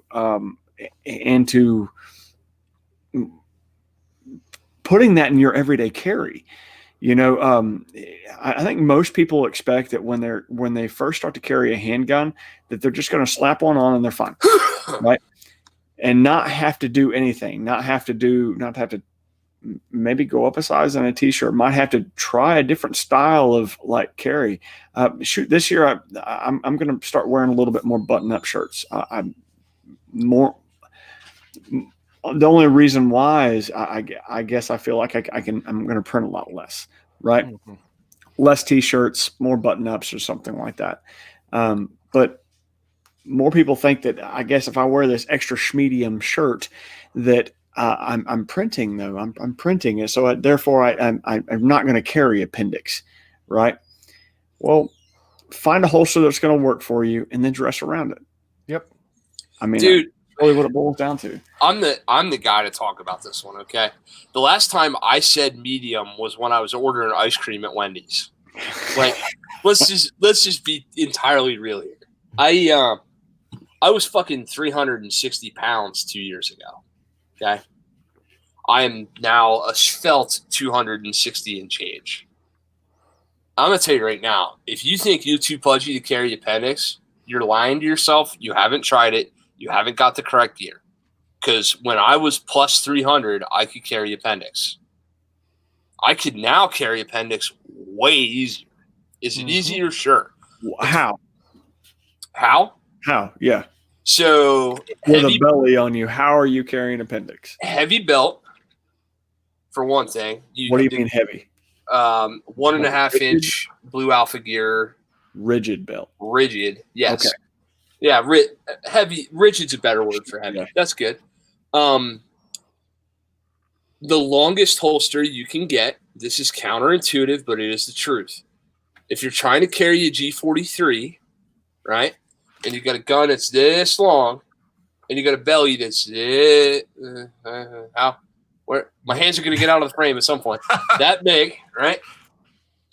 The G43 is going to start to outboard away from your waistband, right, and the gun's going to start to point in towards your fucking, stuff you don't want it to point in towards. Yeah, you got. So if you have a nice long holster, you have more leverage to keep the holster going north-south and less east-west. Yep. Right. So, as a matter of fact, So I've got it.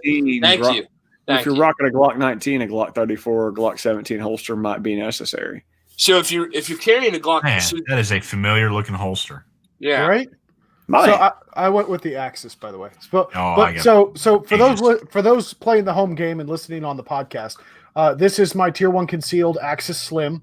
And real quick, because it was mentioned in the chat, of course, we've got the T-Rex arm sidecar, which is a very similar design.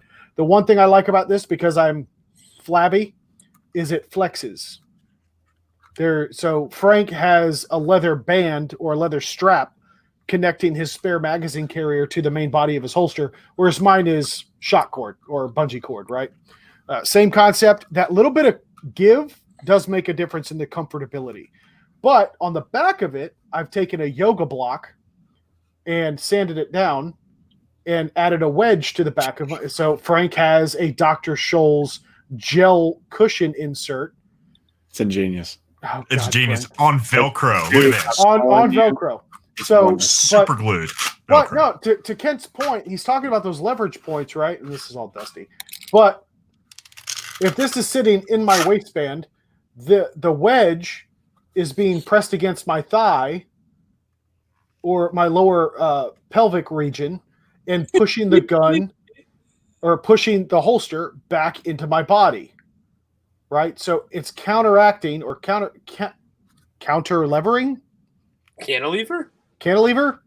I'm Ron Burgundy. I don't know, but it's giving that resistance on the opposite end of the fulcrum to push it back into my gut.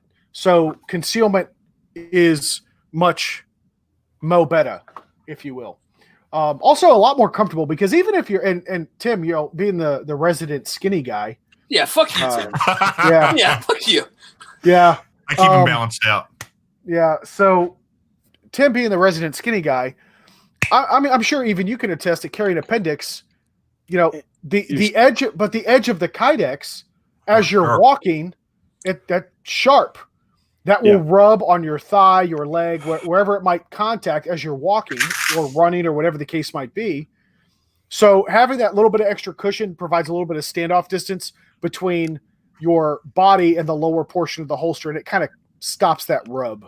Yeah. So, and to what TJ was saying, it was to what Kent was saying a while ago about the longer the holster.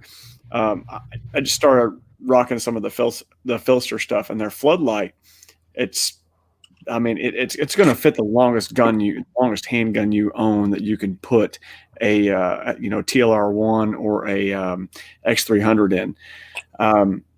And so if I'm using my regular 19, what I normally carry is my a Glock 19 with a TLR1.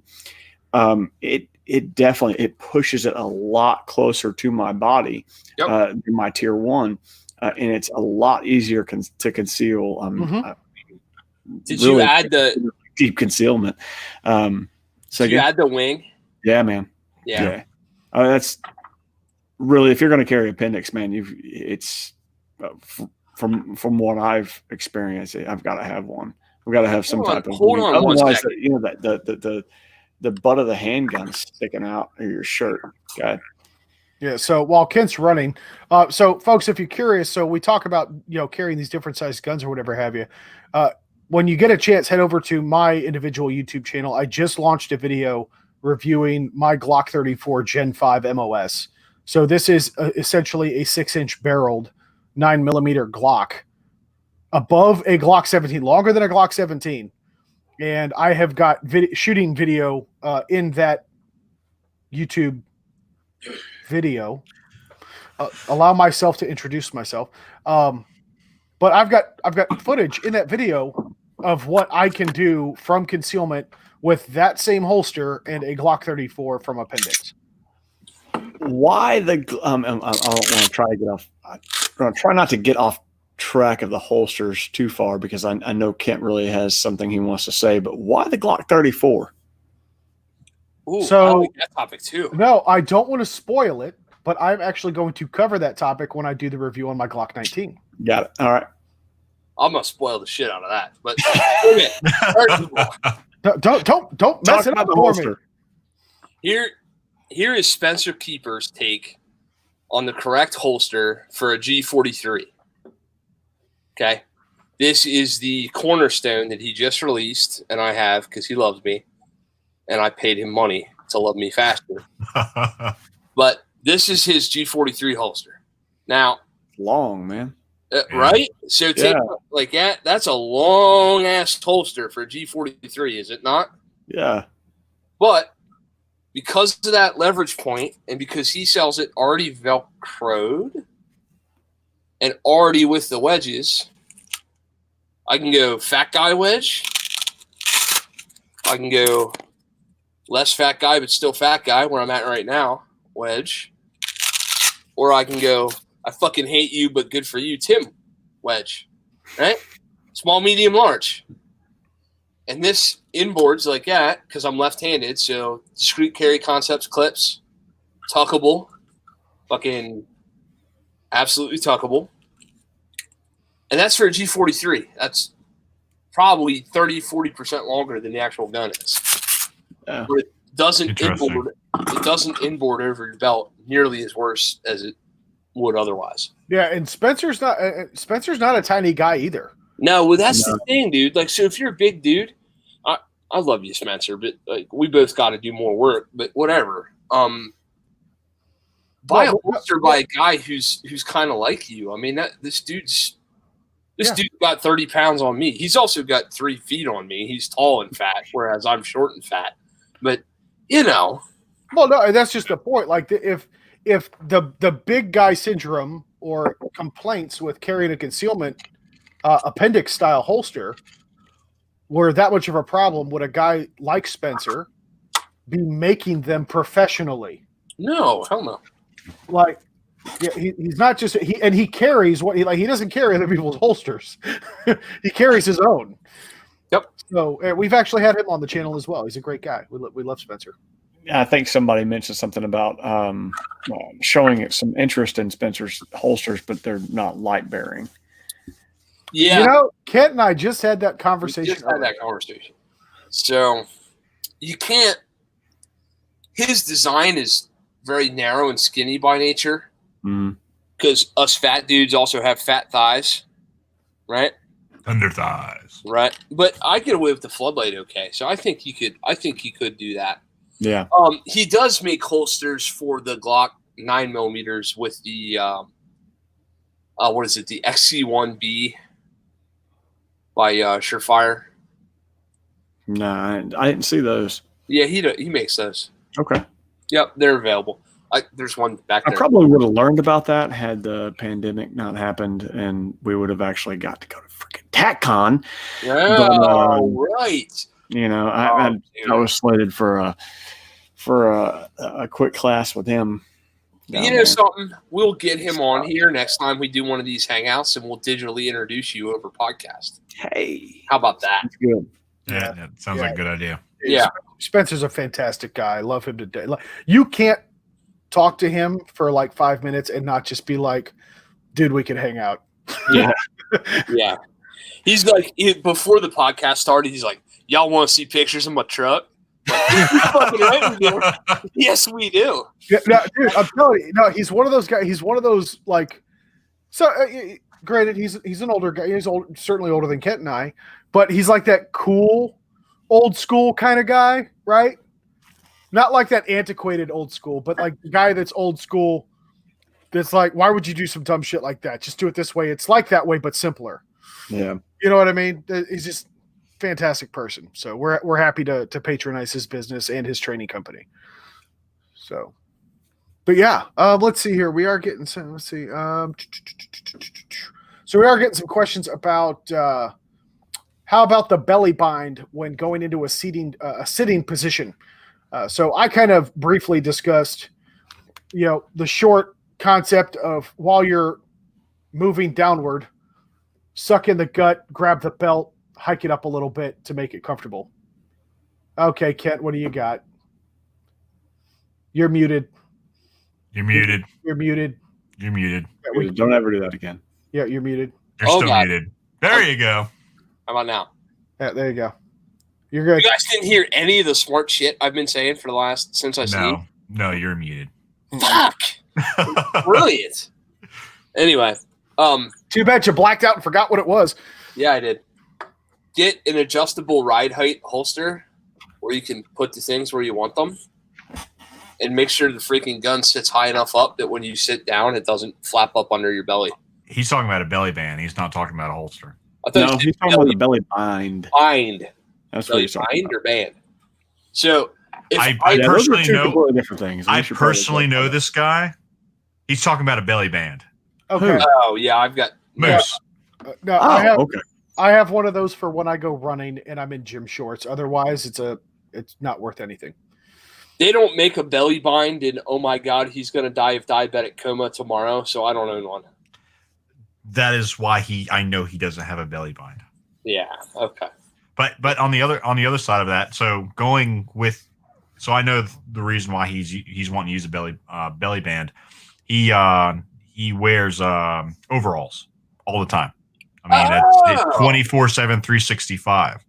So it's kind of difficult. Aside from he's tried like the other like the pocket holster, like sleeves and stuff like that, but he was having a difficult time finding something that he could use with his overalls to carry. Ooh, what's he do for? I want to like belly bands. I'm not going to lie to you. I really, really want to like belly bands. And the one thing that actually, the only one that really appealed to me was the Unity Tactical clutch. Yes. Yeah. I've been this close to just buying one, but I'm afraid I'm going to spend what is it, like $200 for this daggum thing? Like $200 and be extremely disappointed. So you need to get some of that Thunderwear from the Bud K catalog from many decades ago. Does anybody remember Thunderwear? Oh, I know what you mean. Okay, so is it anything like the 511 like shirts? Oh, it's way worse. It's way the worse. only thing those 511 shirts do is make it look like you have man boobs, like massive. Yeah, sure, Frank. It's the shirts that do that for us. I said worse. Oh, so Thunderwear essentially. Oh God, how do I describe these abortions? It's like if Tiger King made holsters. That's Googling this. Okay, so usually I recall them making them out of denim, but so an elastic band with Velcro that would fasten around the smaller your back.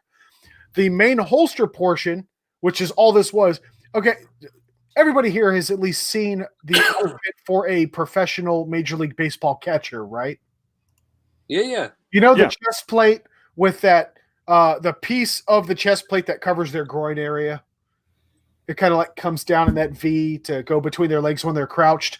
That shape is all it is, and it places the gun directly over your package. So their website is glorious, but it's also showing stuff like you stick passports and stuff down there too. So. Yeah, it's like a big underwear. pocket. Yeah, it's like a really long fanny pack. Yeah, if you were going to carry a gun in an appendix position under your clothing, under your clothing, yes. I think Joe America needs it's underwear. What's that? Oh my God! Listen to me right now. If you are watching this daggum show, go to thunderwear.com right now. I'm telling you, you're going to want to see this as soon as you. Jesus sakes, Christ Almighty, Dylan! You've got to be kidding me right now. Kent, are you looking at this? This is ladies and gentlemen. Can't be serious. For those that don't know, Tim Kelly is a former Marine and combat veteran, and I think we successfully scarred him for life. No, this is wonderful. I'm going to have stuff to talk about for weeks. This is great. This is going to be like the screensaver on my computer for the next month. I'm telling you. My favorite is the hermaphrodite with her fucking, and she's got her shorts open. Oh my God, Ryan, are you still on here? You should seriously look at this right now, dude. Oh my gosh, I'm glad I could contribute that much to this conversation. You were all I got to turn this off. This is very distracting. This website, first of all, you know the company's legit because your website looks like it was done by my 9-year-old nephew. Yeah, but, I could have made a they better have a 20. Yeah, they have a 2020 copyright though, so I mean it's been updated and it still looks like this. Hold on, high-tech story. Kydex holsters have been around for 25 years. They're great holsters, but they do have one general flaw. They work. That's not what it says. Sooner or later, the holster will scratch your firearm. Oh, God, for fucking him. We fucking scratch our fucking firearm. Jesus Christ. All Kydex holders. And this whole time, I was trying to keep it pristine for when it was covered in blood. All Kydex holsters will do that, except the high-tech Thunderwear holster. Why? It's 100% leather line with top grain leather. I could have went with medium, but that's all right. It's not just molded to the body of the holster, but we also found a way to stitch it to the holster. No fuck. It's called a sewing machine, Papa. A patented, time-consuming, and expensive process. Why stitch it to the holster? To last. Dude, Thunderwear, if you're listening right now, Green Mountain Defense will T&E your shit for free. You don't have to pay me a dime. I will buy your fucking holster for whatever your retail price is, but all you have to do is promise to come on this year podcast so I could roast you for 3 hours solid. No, hold on. Here's the thing. Fuck. Everybody think that it's terrible, but at the same time, while comical though their website may be, it is still preferred over that Urban Carry. I don't know, dude. I don't know, dude. I might rather footsteps of a Navy SEAL over this nonsense. Wait. Holy fuck. They have a Pro Series. This is my fucking... Yes. Well, we just entertained Kent for the next month and a half. Dude, I'm going to be quarantined. Wear outside of the waist. They're missing the word band there, apparently, but I'm gonna wear this outside my waist. Most don't buy this. Yeah, nobody buy it. Recommendation. Dude, they've got a fucking Taurus Judge in the Moose just sent me an Amazon link for it. No, don't. Don't do that. Don't. Hold on, Tim. May I? Don't ever do that again. You know who needs this? Oh, Joe America. Joe America does need this. Only if it was made out of the fabric of the flag. Oh my God. Flag print, you can bet your ass we'll have one. Defenseless? Think again. Dude, they've got a tourist judge. All right. Inside the Can't stop for a second. I'm sorry. We have been blasting this company for the past, I don't know, at least 5 minutes. Yeah. We should probably at least explain to the readers why this is a terrible idea. Okay. For one thing, a tourist judge is keep it on the holster. okay. All right, fine. All right. I want to shoot a 410 shell Through my truck. from my concealed carry gun. Because I might get robbed by a pumpkin outside the fucking window frame. Come on. You're still talking Tell them about why this is not a good decision. Okay, so Kydex is Kydex for a reason. I want my holster to stay the same shape regardless of what the fuck I do to it, right? I can't break it if I tried. Your nonsense hybrid leather combo backed whatever the fuck holster is going to take the shape of your body. Unfortunately, my body has a little bit more going east-west and a little bit less going north-south, which means that I'm going to get some kind of bend and layover in my holster over time, which can get into my trigger guard. You don't even have to be a fat dude to have this happen. Just carry – oh, fuck. TJ, we're going to get sued. I'm going to have to call Josh Prince. This is going to be bad.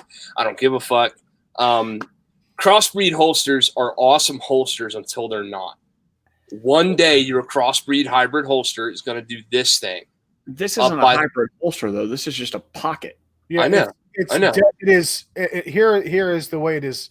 It is made of Velcro, elastic, and as I suspected, denim. Right. None of these things are rigid. None of these things are going to hold the shape of the gun.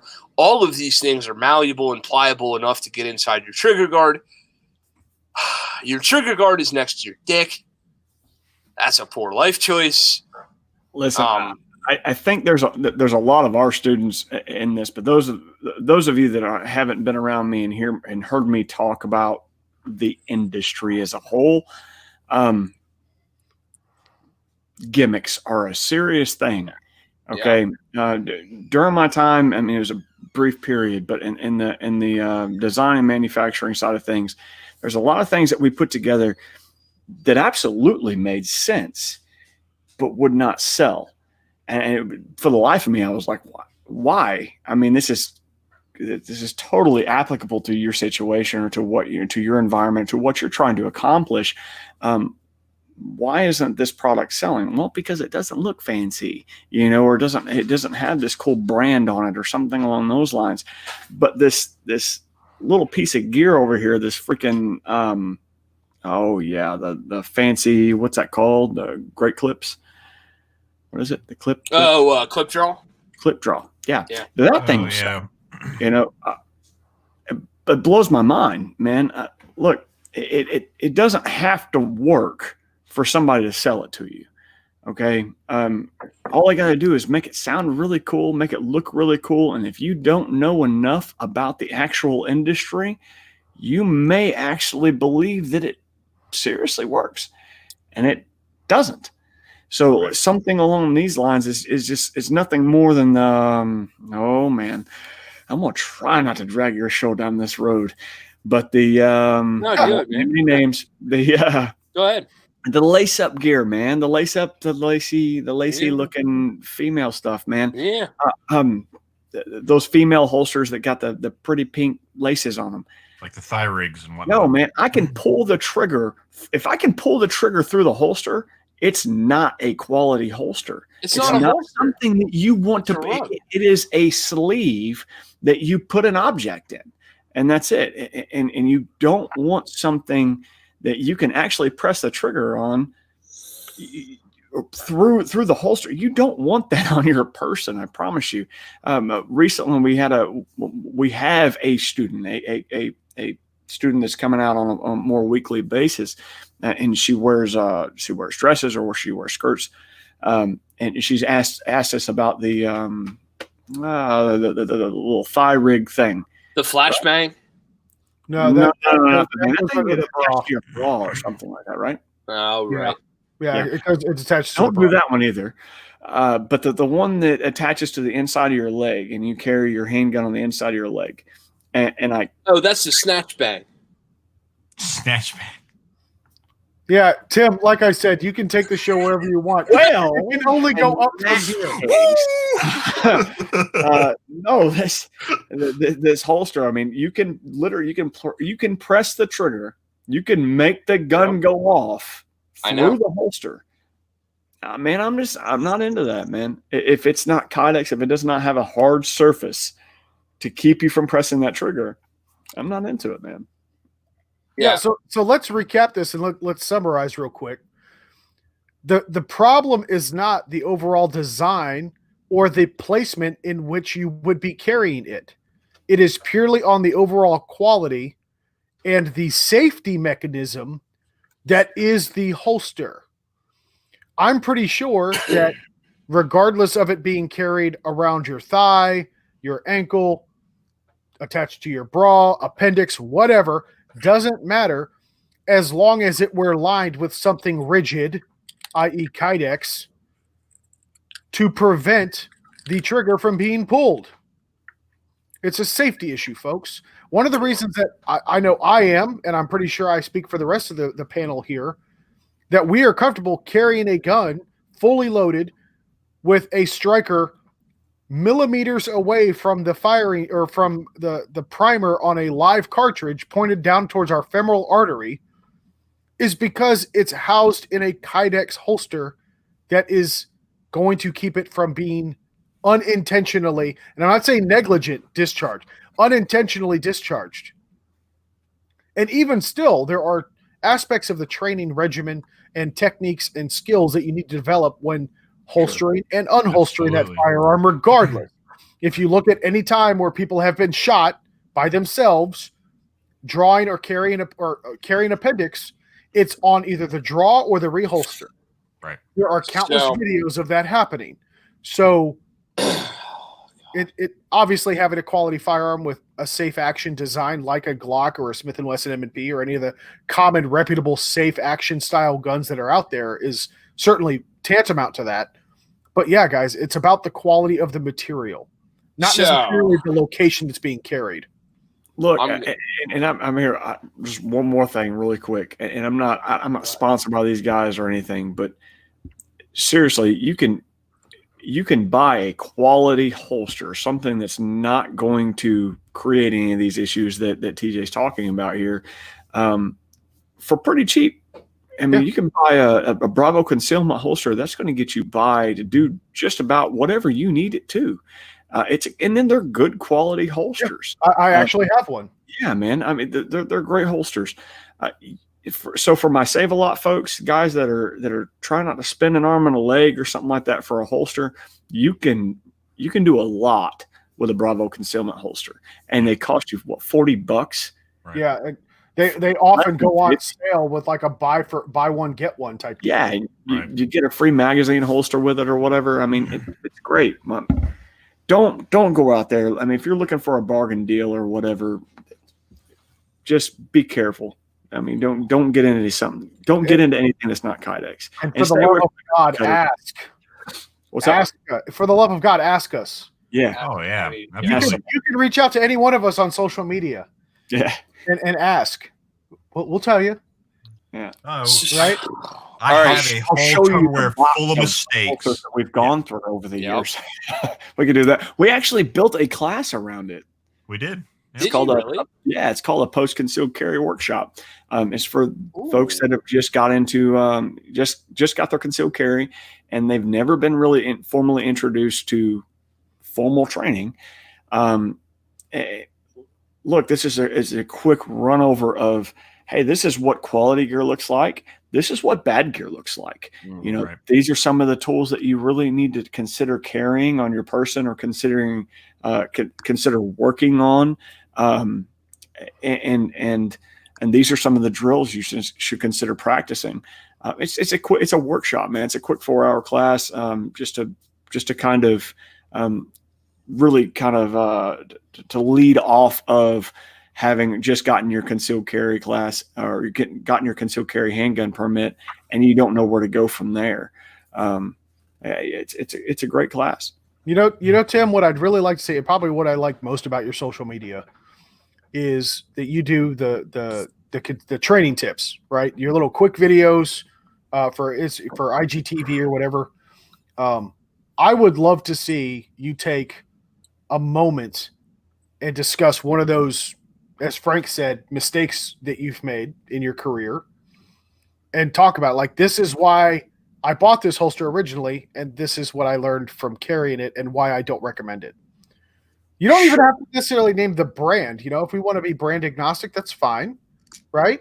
But I think it'd be valuable. I think you'd reach a lot of people that way. Sure. And really to get back to the core of, why Apache was started, I don't know if Tim's told the story on here or not, but, one of the reasons why, he decided to go the route of Apache was because he saw somebody in Walmart carrying a nylon holster flapping on his hip, and him and his buddy were laughing about it.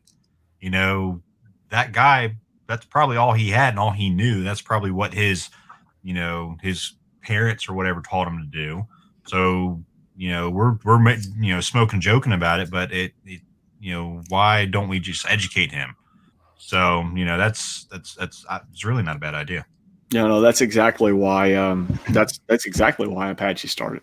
I see somebody walking around with a non-quality holster and a non-quality firearm, and that they could do better. And instead of walking up and handing them a business card and saying, "Hey, man, you like to shoot? You should come train with us sometime." Instead of welcoming him out to us, we just completely ignored the guy and just made fun of him.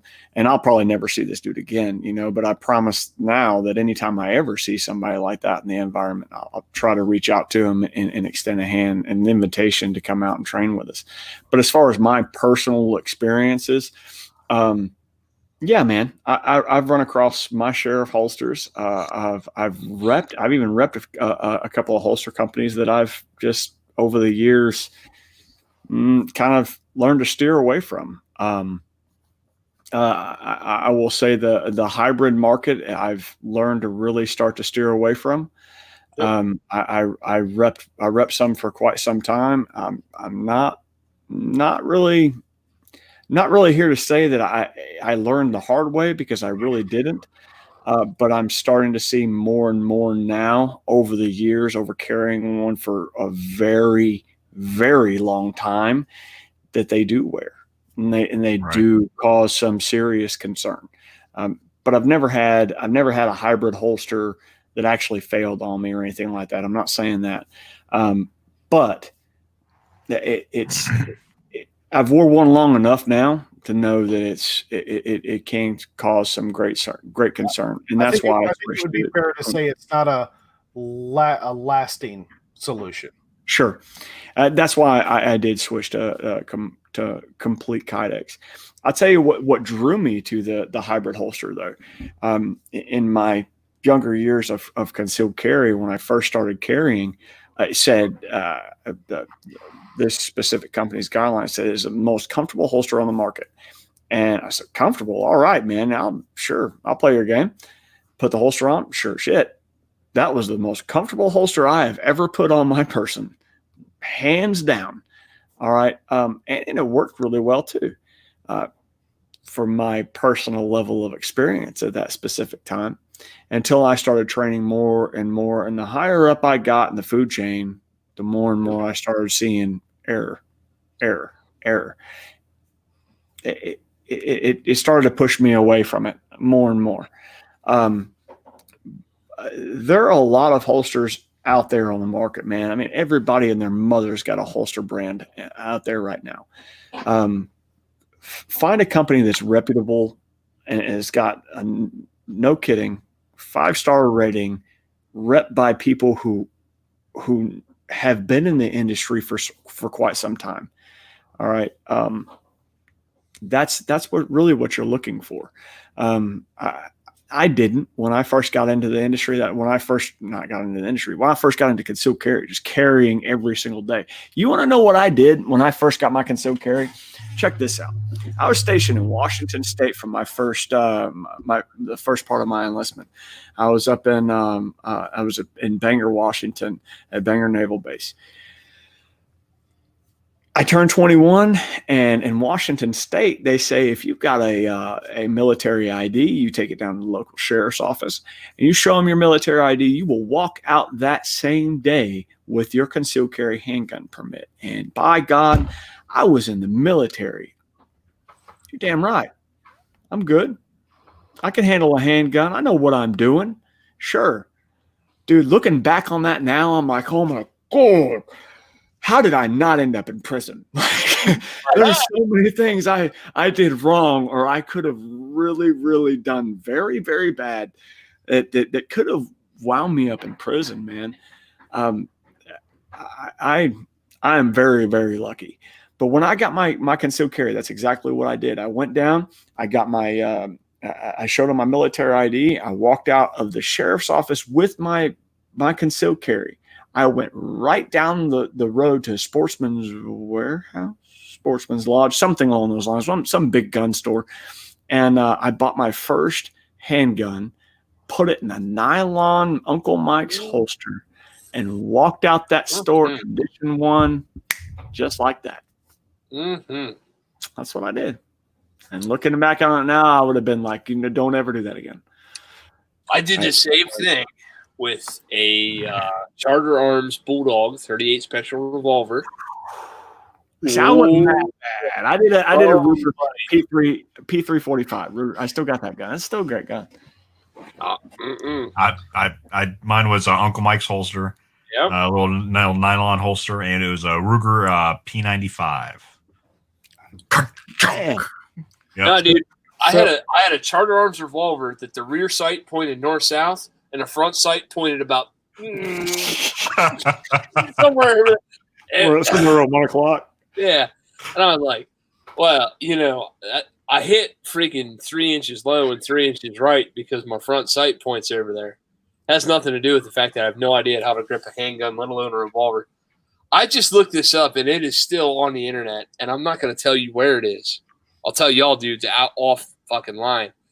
You can find a review of me writing a review for a Mora inside the waistband holster circa 2007 or 8. Oh, Frank's looking it up. He's trying to find it right now. Yeah, why don't you just give him the URL, man? Because I mean, at this point, he's gonna Google. It's gonna be the first response. He's gonna put it in the live chat. So I wrote a 5-star review for a Mora holster. Okay, I'm looking back at that. That's 10, 12 years old, and I'm like, yeah. Oh my God, dude! Like. So, man, you don't know what you don't know. No, you don't. Right. I guess in the same aspect of when I was walking through Walmart laughing at this dude, right? Looking back on it now, at one point in time, I was that guy too. Yeah. So I can look back and laugh at myself for making the mistakes that I've made over time. So I guess I feel like it's okay to laugh at everybody else.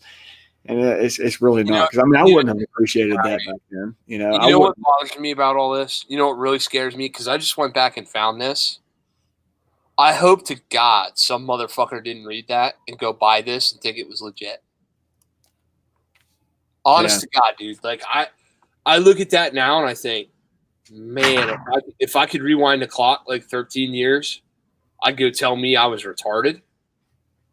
But how many people? I think we'd all do that. Right. Rewind the clock and go tell you were retarded. Yeah, right. Yeah. Oh, I get it. But how many? Wouldn't use those words, but yeah, pretty close. Yeah. I'd be a little more aggressive. How many people look at that? Yeah, I know. Oh, man. Someone scary. would be getting smacked in the face with a largemouth bass. I'm just saying. Dude. So Kit, you brought up wheel guns, and we'll take the last question for the night from Landon. So he asked, are wheel guns dead/dying? No. Oh, I like this. Landon. Landon, you have earned yourself a 15% coupon code at greenmountaindefense.com. Go to greenmountaindefense.com right now and pay 15% more for any training class using the code More. Landon is awesome. No, I like this. What's this question? Are wheel guns dead? Hell no, they're not dead. Why? Why are they not? Tim, but looking at your face, man, I think you and me are on the same page here. Why? Any wheel gun? They have their audience. They have their purpose. Yeah. Sure, they have their audience. What's their purpose? If you need I'm those not guys- here to argue. I'm here to be. Yeah, I'm with you. For those guys that are not comfortable, that have that stigma that all the polymer guns like the Glocks are not safe because they don't have a heavy trigger press and all this other kind of the what's his name Yankee, the angry Yankee or whatever. No, fuck that guy. Don't. No, I'm with you, but at the same time, they could be stuck in that little bubble, and a wheel gun is what they're comfortable with running. So let them run it. Who cares? Now, in the same respect, I know some dudes that can run a wheel gun like nobody. You and Absolutely, I know some dudes that can run a wheel gun like nobody's business. But it's still, come on, man. I still think it has its purpose. All right, I'm gonna give it to you. So, I done used to live in Vermont, which is Canada South, right? Okay. Up there's mooses and there's bears. Those are two things that you might have to make a contact shot off the top of your fucking face right now, right? I can jam my Ruger GP100 into a bear's face and press the trigger 6 times, and I'm going to get 6 bangs. Can't do that with a semi-auto. Not going to work. That's number one. Number two, way more receptive to the outdoorsman carry style. So I get that. They're not dead. Is the question is it dead towards EDC? Oh, I didn't. That's kind of what I was getting at. That's how I was. He just asked, "Are wheel guns dead or dying?" Oh no, man! I got wheel guns. Yeah, for EDC, wheel guns. It better be in a pocket, and it better be a real small, like LCR or Smith 442 or 642, and it better be because it's super light and because it's more form fitting and you can get away with pocket carry. So I'm all about that. I'm also all about training on a wheel gun and translating it to a semi-automatic handgun, because I'm gonna tell you right now, if you can run some, come on out and run some trigger control drills with me and run them on a wheel gun with a 9-pound trigger, double action. Yeah, and talk to me about how you're doing on your dry fire. If you can do it with a 9-pound double action wheel gun, you can probably do it with anything. Right. So there's that. And quite honestly, bro, I got me a Ruger GP100 10mm over here that will kill everything on the planet now, and it makes me happy. I got a GP100 in 357. So far, Love what it. I've gotten from both of you is because I love wheel guns. Yeah. Do you need another answer? Now, That's all that should matter. I'm gonna be the outlier. There's nothing that a wheel gun can do that I can't also do with a semi-auto. You can't make a contact shot on a bear with a semi-auto. I'm gonna tell you right now, dude. If a You can make bear, one. if I have to make a contact shot on a bear, I'm done fucked up. That's my same thing with IDPA, right? Yeah. Kind of what I'm thinking. If I am putting my muzzle, I don't care if it's semi-automatic or if it's a revolver or a dadgum pellet gun. If I have it in the face of a bear, I'm already screwed. Yeah. So for the other Screwed. for the other 48 states that don't have to worry about making a contact shot in a bear's face, Well, that's good, Vermont. right? Wyoming. That's why I said 48. The guaranteed go bang. No, that's bullshit. Is that not more? I mean, are we not past that in the modern industry? No, that whole thing. Revolvers, I'm gonna tell you this much. Once you get to the catastrophic malfunction on a revolver, Yeah. you need professional help to fix it. So Landon For specifies. yourself too. Yeah. So Landon clarifies. He says, "I didn't specify, but I meant for EDC. I need a different answer." So to Kent's now, I will concede to Kent's point. If we're talking about EDC and things like magazine capacity, are not a problem, or only having 5 rounds versus 10 or 15 Glock 43X with a shield arms magazine, then sure. If you're looking for pocket carry something small, if I'm going to carry 5 or 6 rounds, I'd rather carry 5 or 6 rounds of 357 Magnum than 5-6 rounds of 9mm. If we're talking about that as a limiting factor. But I've worked in the professional industry, at least for me. It's my personal opinion here. I'd rather have guys. We got away from the horse and buggy for a reason. Oh, Jesus Christ. Yeah, I'm going to invoke the marvelous Christ. Cam Hayes. Why do we not use muskets for military operations anymore? Here we go. Next on Sling'N podcast, 9mm versus 45. Right plans flying out of the muzzle. Oh, my God. All right. So, first of all, I like me real quick, Tim. That's a trick question because 45 ACP often jams. Anyway. Oh my God! This is just. Oh yeah. Oh yeah. Hold on. 2 world wars. Yeah, in a fucking holster. Yeah. Those guys that were storming the beaches of Normandy with nothing but their 1911 fucking hated life. Yeah, I imagine so. They were like, "Damn, where's my Garand or my Thompson?" Oh shit! Stupid amphibious assault landings. Yeah. Give me that bullshit. No, but yeah, seriously, like, yeah, plastic fantastics all day long, man. I'm all about it. Yeah. What Kent was saying a while ago about training opportunities out of revolvers, man. Yeah, there's a lot to be said if you can pull a 12-pound trigger, a double action trigger on a revolver, then and learn how to do that. You can transition a lot easier to a striker fire handgun for sure. New York trigger. Yeah. A New York trigger. Yeah, you could do that with a increases the pull weight on your average Glock service pistol to 12 pounds. Sure could. So you know what else? That's communism. You know what else increases the pull weight on your Glock trigger? That damn thing should never exist. I mean, TJ, let's be honest. That thing should never have existed. No, Landon, first of all, you're fine, man. This is it's that time of night. Yeah. The can of worms has been opened, my friend. But no, look, guys, in all seriousness, while I make these comments about, antiquated technology, whatever the case might be, here's the thing. I've still got a round ball and patch old school Hawken black powder rifle in my gun safe. Yeah. Right? There is a place for them, but I'm sure as hell not going to defend my home and family with a single shot front stuffer. Right. I agree. Sure that one. Right. So if we're talking about, unless I'm a felon, this is true. In which case I'm going after them bastards like Mel Gibson in The Patriot. I'm going to hand one to each of my kids. I'm going to carry 3 rifles with me, and then I'm going to rely on my tomahawk. That's right. Jesus fucking Christ. Dude, I am so glad coronavirus ruined the world so we could do 2 of these a week. Yeah. This is I'm having so much more fun than having to be serious right now. This is great. But dude, I'm telling you what. Get you a Ruger GP100 match champion 10mm and tell me you don't like a revolver. Oh, you don't have a soul. I never said I didn't like them. I didn't say I didn't like them. We're answering the fan's question. That's it. The fan. The fan. Yeah.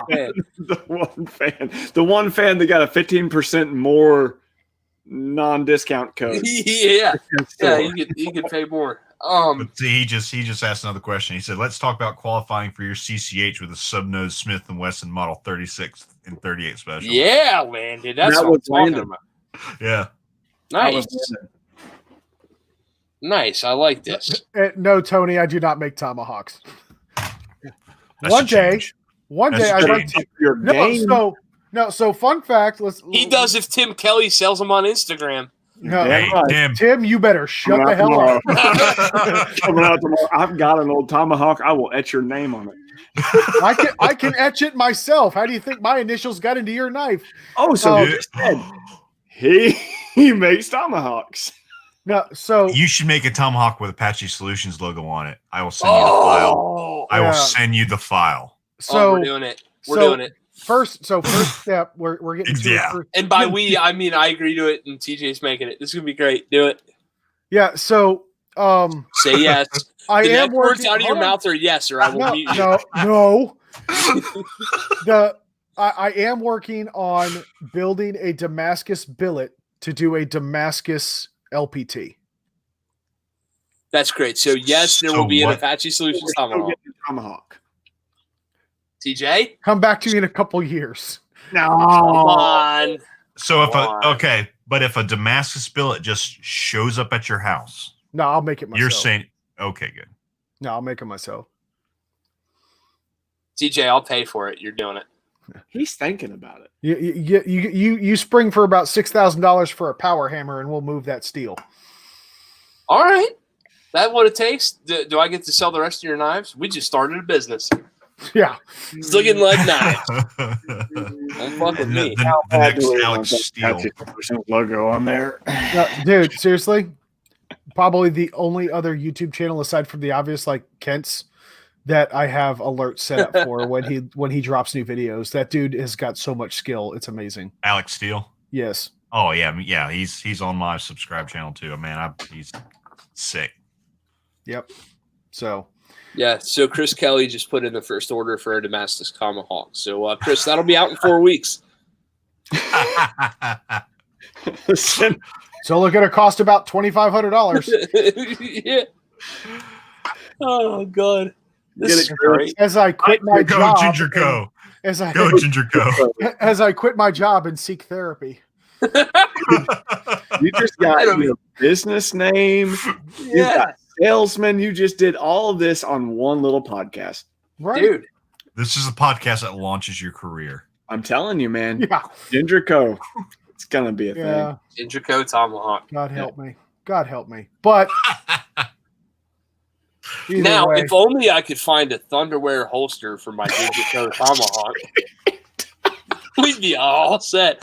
All right, I've had this in the can for like 20 minutes, so I'm saying it. I don't give a fuck. I'm reading this right now off of their website at Thunderwear. It said, "Oh yeah, no, I can't get away from this. I can't go to sleep without getting this off my chest." Oh my gosh! How safe is this type of carry? I'm concerned, especially where it's located. Thunderwear holsters are the safest concealed carry holsters you can own. First, the weapon is on top of the sensitive area of your body, pointing down in between your feet.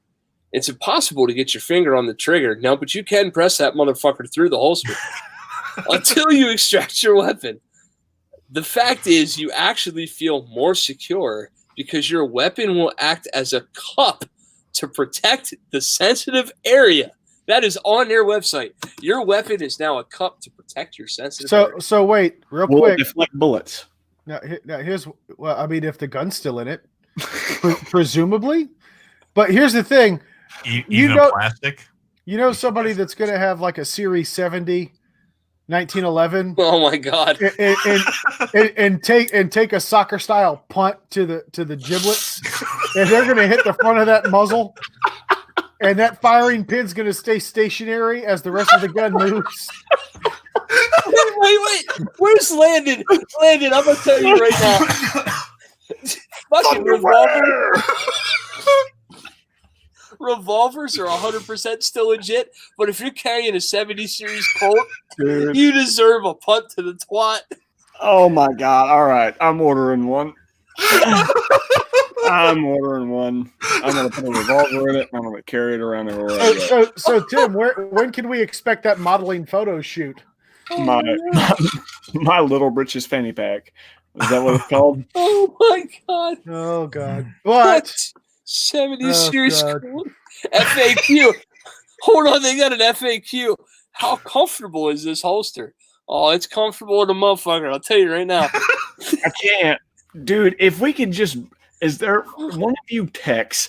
Is there any way we can move this screenshot over to the video? Because God, I mean, you guys gotta see this stuff. Hang on. All you gotta do is hit screen share, Tim. I'm coming. How do you do that? I'm coming. It's in the bottom where it says mute. Uh, Don't click leave studio. Click Share screen. Yeah, that's it. Does that work? excuse me a moment. Oh my God. Can you see that? Oh. Hold on. Here we go. It's asking permission. There Hey, you go. there you go. There we go, guys. Can you see that? Wow. Pretty It's a different website. pretty awesome. It's an abomination. No, it's the same stuff. Never mind. That's horrible. Yeah, Is that a Yorkie? Yeah, that is in fact a Yorkie. I'm gonna have to remove this. We're gonna catch a lawsuit. And we lost Tim. No, we got him back. Oh, there you go. Sorry, Tim. We got to remove that. We're gonna catch a lawsuit. You should have told me not to. God. Oh God, help us all. But with that, it is getting late, guys. Oh no, no, fuck that. Leave the feed up. I'm gonna go to every terrible holster company's website. We're gonna be doing this for the next 12 hours. I got nothing going on. Look at all of the concern on TJ's face right now. No, Yeah. If we can actually, I want everybody to see the concern on TJ's face right now. No, so actually, I'm coming up with a really interesting idea. I think the next one of these we do, it will be the Sling'N led podcast roast of some of the worst gimmick products in firearms industry history. Great idea. Let's do that. You boys want to come back for that? So, Let's do that. Oh yeah. So homework for the panel. Oh, yeah. Everyone find the most god awful products that you could possibly find, excluding Thunderwear. We've beaten that dead horse. And let's reconvene in a couple weeks for another Friday hangout session where we just roast the ever-loving dog shit out of some of these products. Oh, this is great. I'm a up my retainer with my gun attorney because I just don't give a fuck anymore. This is terrible stuff. The more you read, this stuff, man. You know what?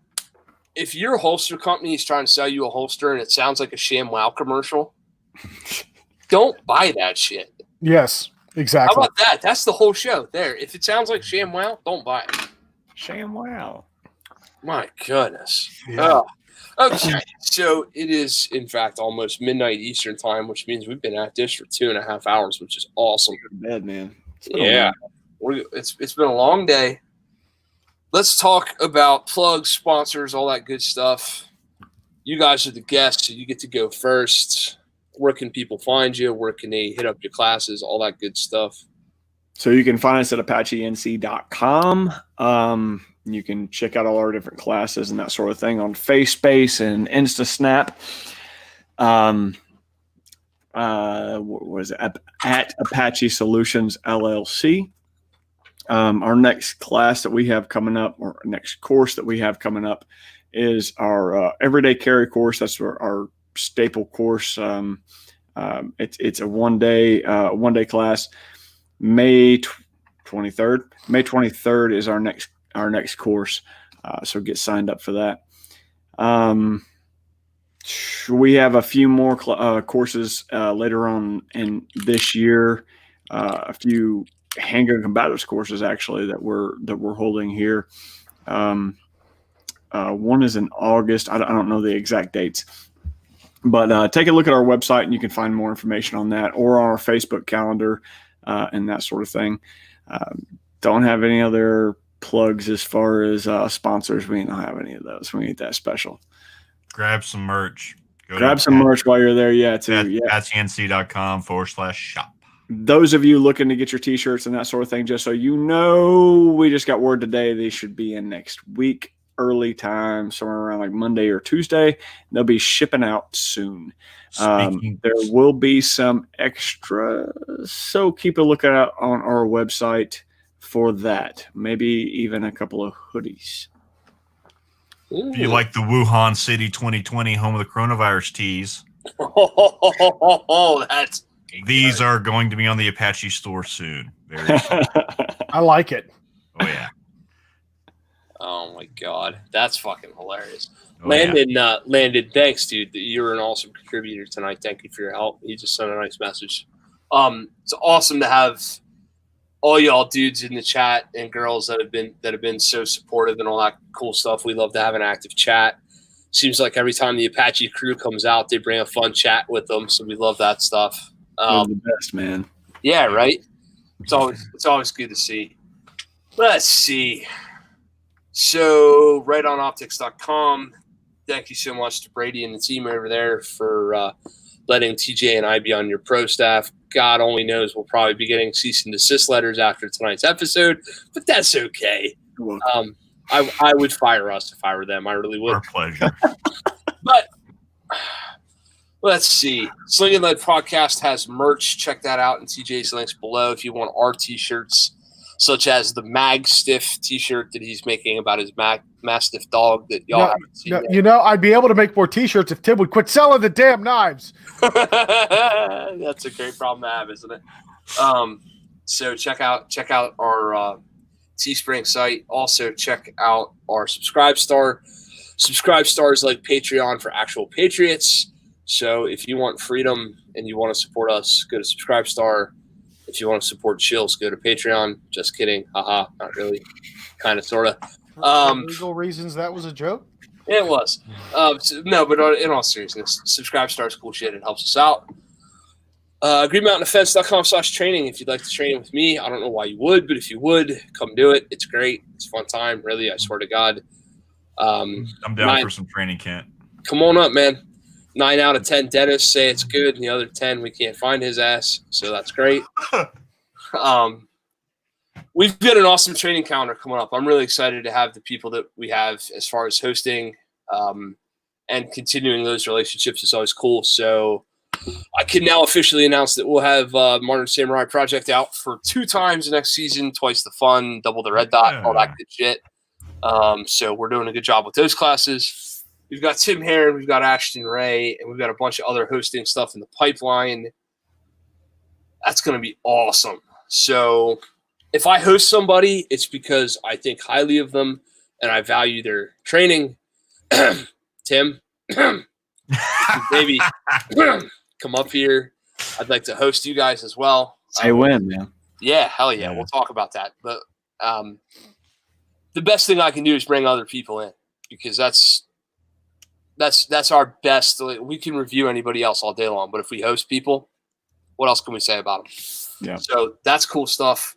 Also, my classes are filling up, the classes I teach myself. Very happy to be able to say that during the COVID, the private training game has paid my bills. That's freaking awesome. Means the world to me, and it means the world to me that I'm able to give back in the process. So that's all cool shit. Kerry Davis over at Dark Angel Medical has been good enough to give us a promo code BB15 for 15% off everything at Dark Angel Medical. Just mention Sling'N Lead podcast in the notes when you make a purchase. Go on over to Keeper's Concealment and pick up his new cornerstone for your favorite Glock or Smith & Wesson handgun right now. He's got a couple other things going on. Check out Hold My Guns for a charitable organization regarding suicide and firearms. It's a somber topic. It's not something I love talking about, but it's something I love being a part of.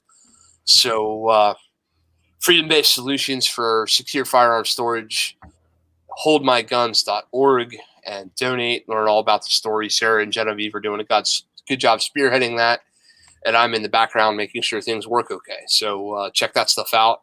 Super proud to be a part of it. Buy TJ's knives. Buy all the knives from TJ. And soon to be tomahawks. All of them. And tomahawks. Place your orders. Code, don't ever do that again. Yeah, promo code. Do that. Don't ever do that again. I'll get you don't get anything off, but whatever. 50% increase in the price of a tomahawk with TRK knives in Tennessee. So no, but in all seriousness, check everybody out that's on here right now. Support Apache for Frank. Apache for Rank. Is that your Instagram? Yes, Apache for Rank. support at Apache Solutions, support TJ, and everybody else that you're like getting good free gun knowledge from right now. If there's a dude that you're out there and you're like, man, this guy's putting out quality stuff. Chuck Pressburg, Caleb Causey, anybody, I could name a million people. The point is, I'm sorry, who? I said there's a ton of people out there right now. Oh my God, there's a million good. Like, favorite, subscribe, and share. This is currency to us, unfortunately. We live and die on likes and shares. It'd be much cooler if you just send us all $20. But if you can't do that, at least like give us one of these, right? That'd be awesome. And most importantly of all, please, for the love of God, get out and get some education on your tools. Whatever those tools are, I don't care. We're joking tonight, and like we're having fun and whatever, and the liquor's flowing. If you've got a flashbang brawl holster and a Taurus Judge, show up. I'm probably going to tell you that's a terrible idea. After that, I'm going to teach you how to use it, unfortunately, because we really do care. As much as this is a joke and a fun hoopla topic that we can like all kind of have fun with, if you've taken anything away from tonight, we've all made terrible choices. We've all fucked up. We've all been wrong. Every one of us has been the dumb kid at the playground. There's nothing wrong with that. Come into the group. Let us help you. I'll give you a goddamn holster. I don't care. I want you. Yep. I want you to be better. 1,000%. I want you to be okay. More than anything else to us, this is the most serious thing we could possibly be talking about. We're not talking about cooking. We're not talking about cars. We're not talking about modding four-wheelers. We're not talking about 3D printers. There's a lot of cool, like, guy hobbies that we could have that aren't life or death. This shit's life or death. Mm-hmm. Okay? So, as funny as this is, I hate the idea of your wife carrying a flashbang brawl holster and a fucking Taurus Judge. Because it's a bad life choice. I can help you make better. Tim can help you make better. TJ can help you. Frank can help. A million of these dudes can help you make better. We've all made the mistakes ourselves. We all care enough. We could all make more money doing other things, I assure you, and yet here we are. So please let us help you. There. That's all I got. TJ. Outstanding. Outstanding, guys. So, Tim, Frank, thank you again for coming on and hanging out with us on this Friday night. We certainly appreciated it. We enjoy your company. We certainly appreciate all the great fans and followers and friends that you bring with you to the chat. It's always a lively discussion, always great questions. All joking aside, you guys are fantastic, and damn it, we love you. But for the rest of you out there, by all means, if you're new here, please feel free to like, share, and subscribe. Please tell your friends about the podcast. We do go live every Tuesday at 8:30 Central, 9:30 Eastern. Follow us on Instagram and Facebook. I am the Sling'N Ginger, Kent at Green Mountain Defense. We also have a Facebook page for the podcast itself. It's a great way for you guys to communicate with us directly, see some random posts and information and more free gouge that we can give out to help, as Kent said, make you guys better. So with that, God bless you all. Until we see each other again, take care of each other and get out and shoot.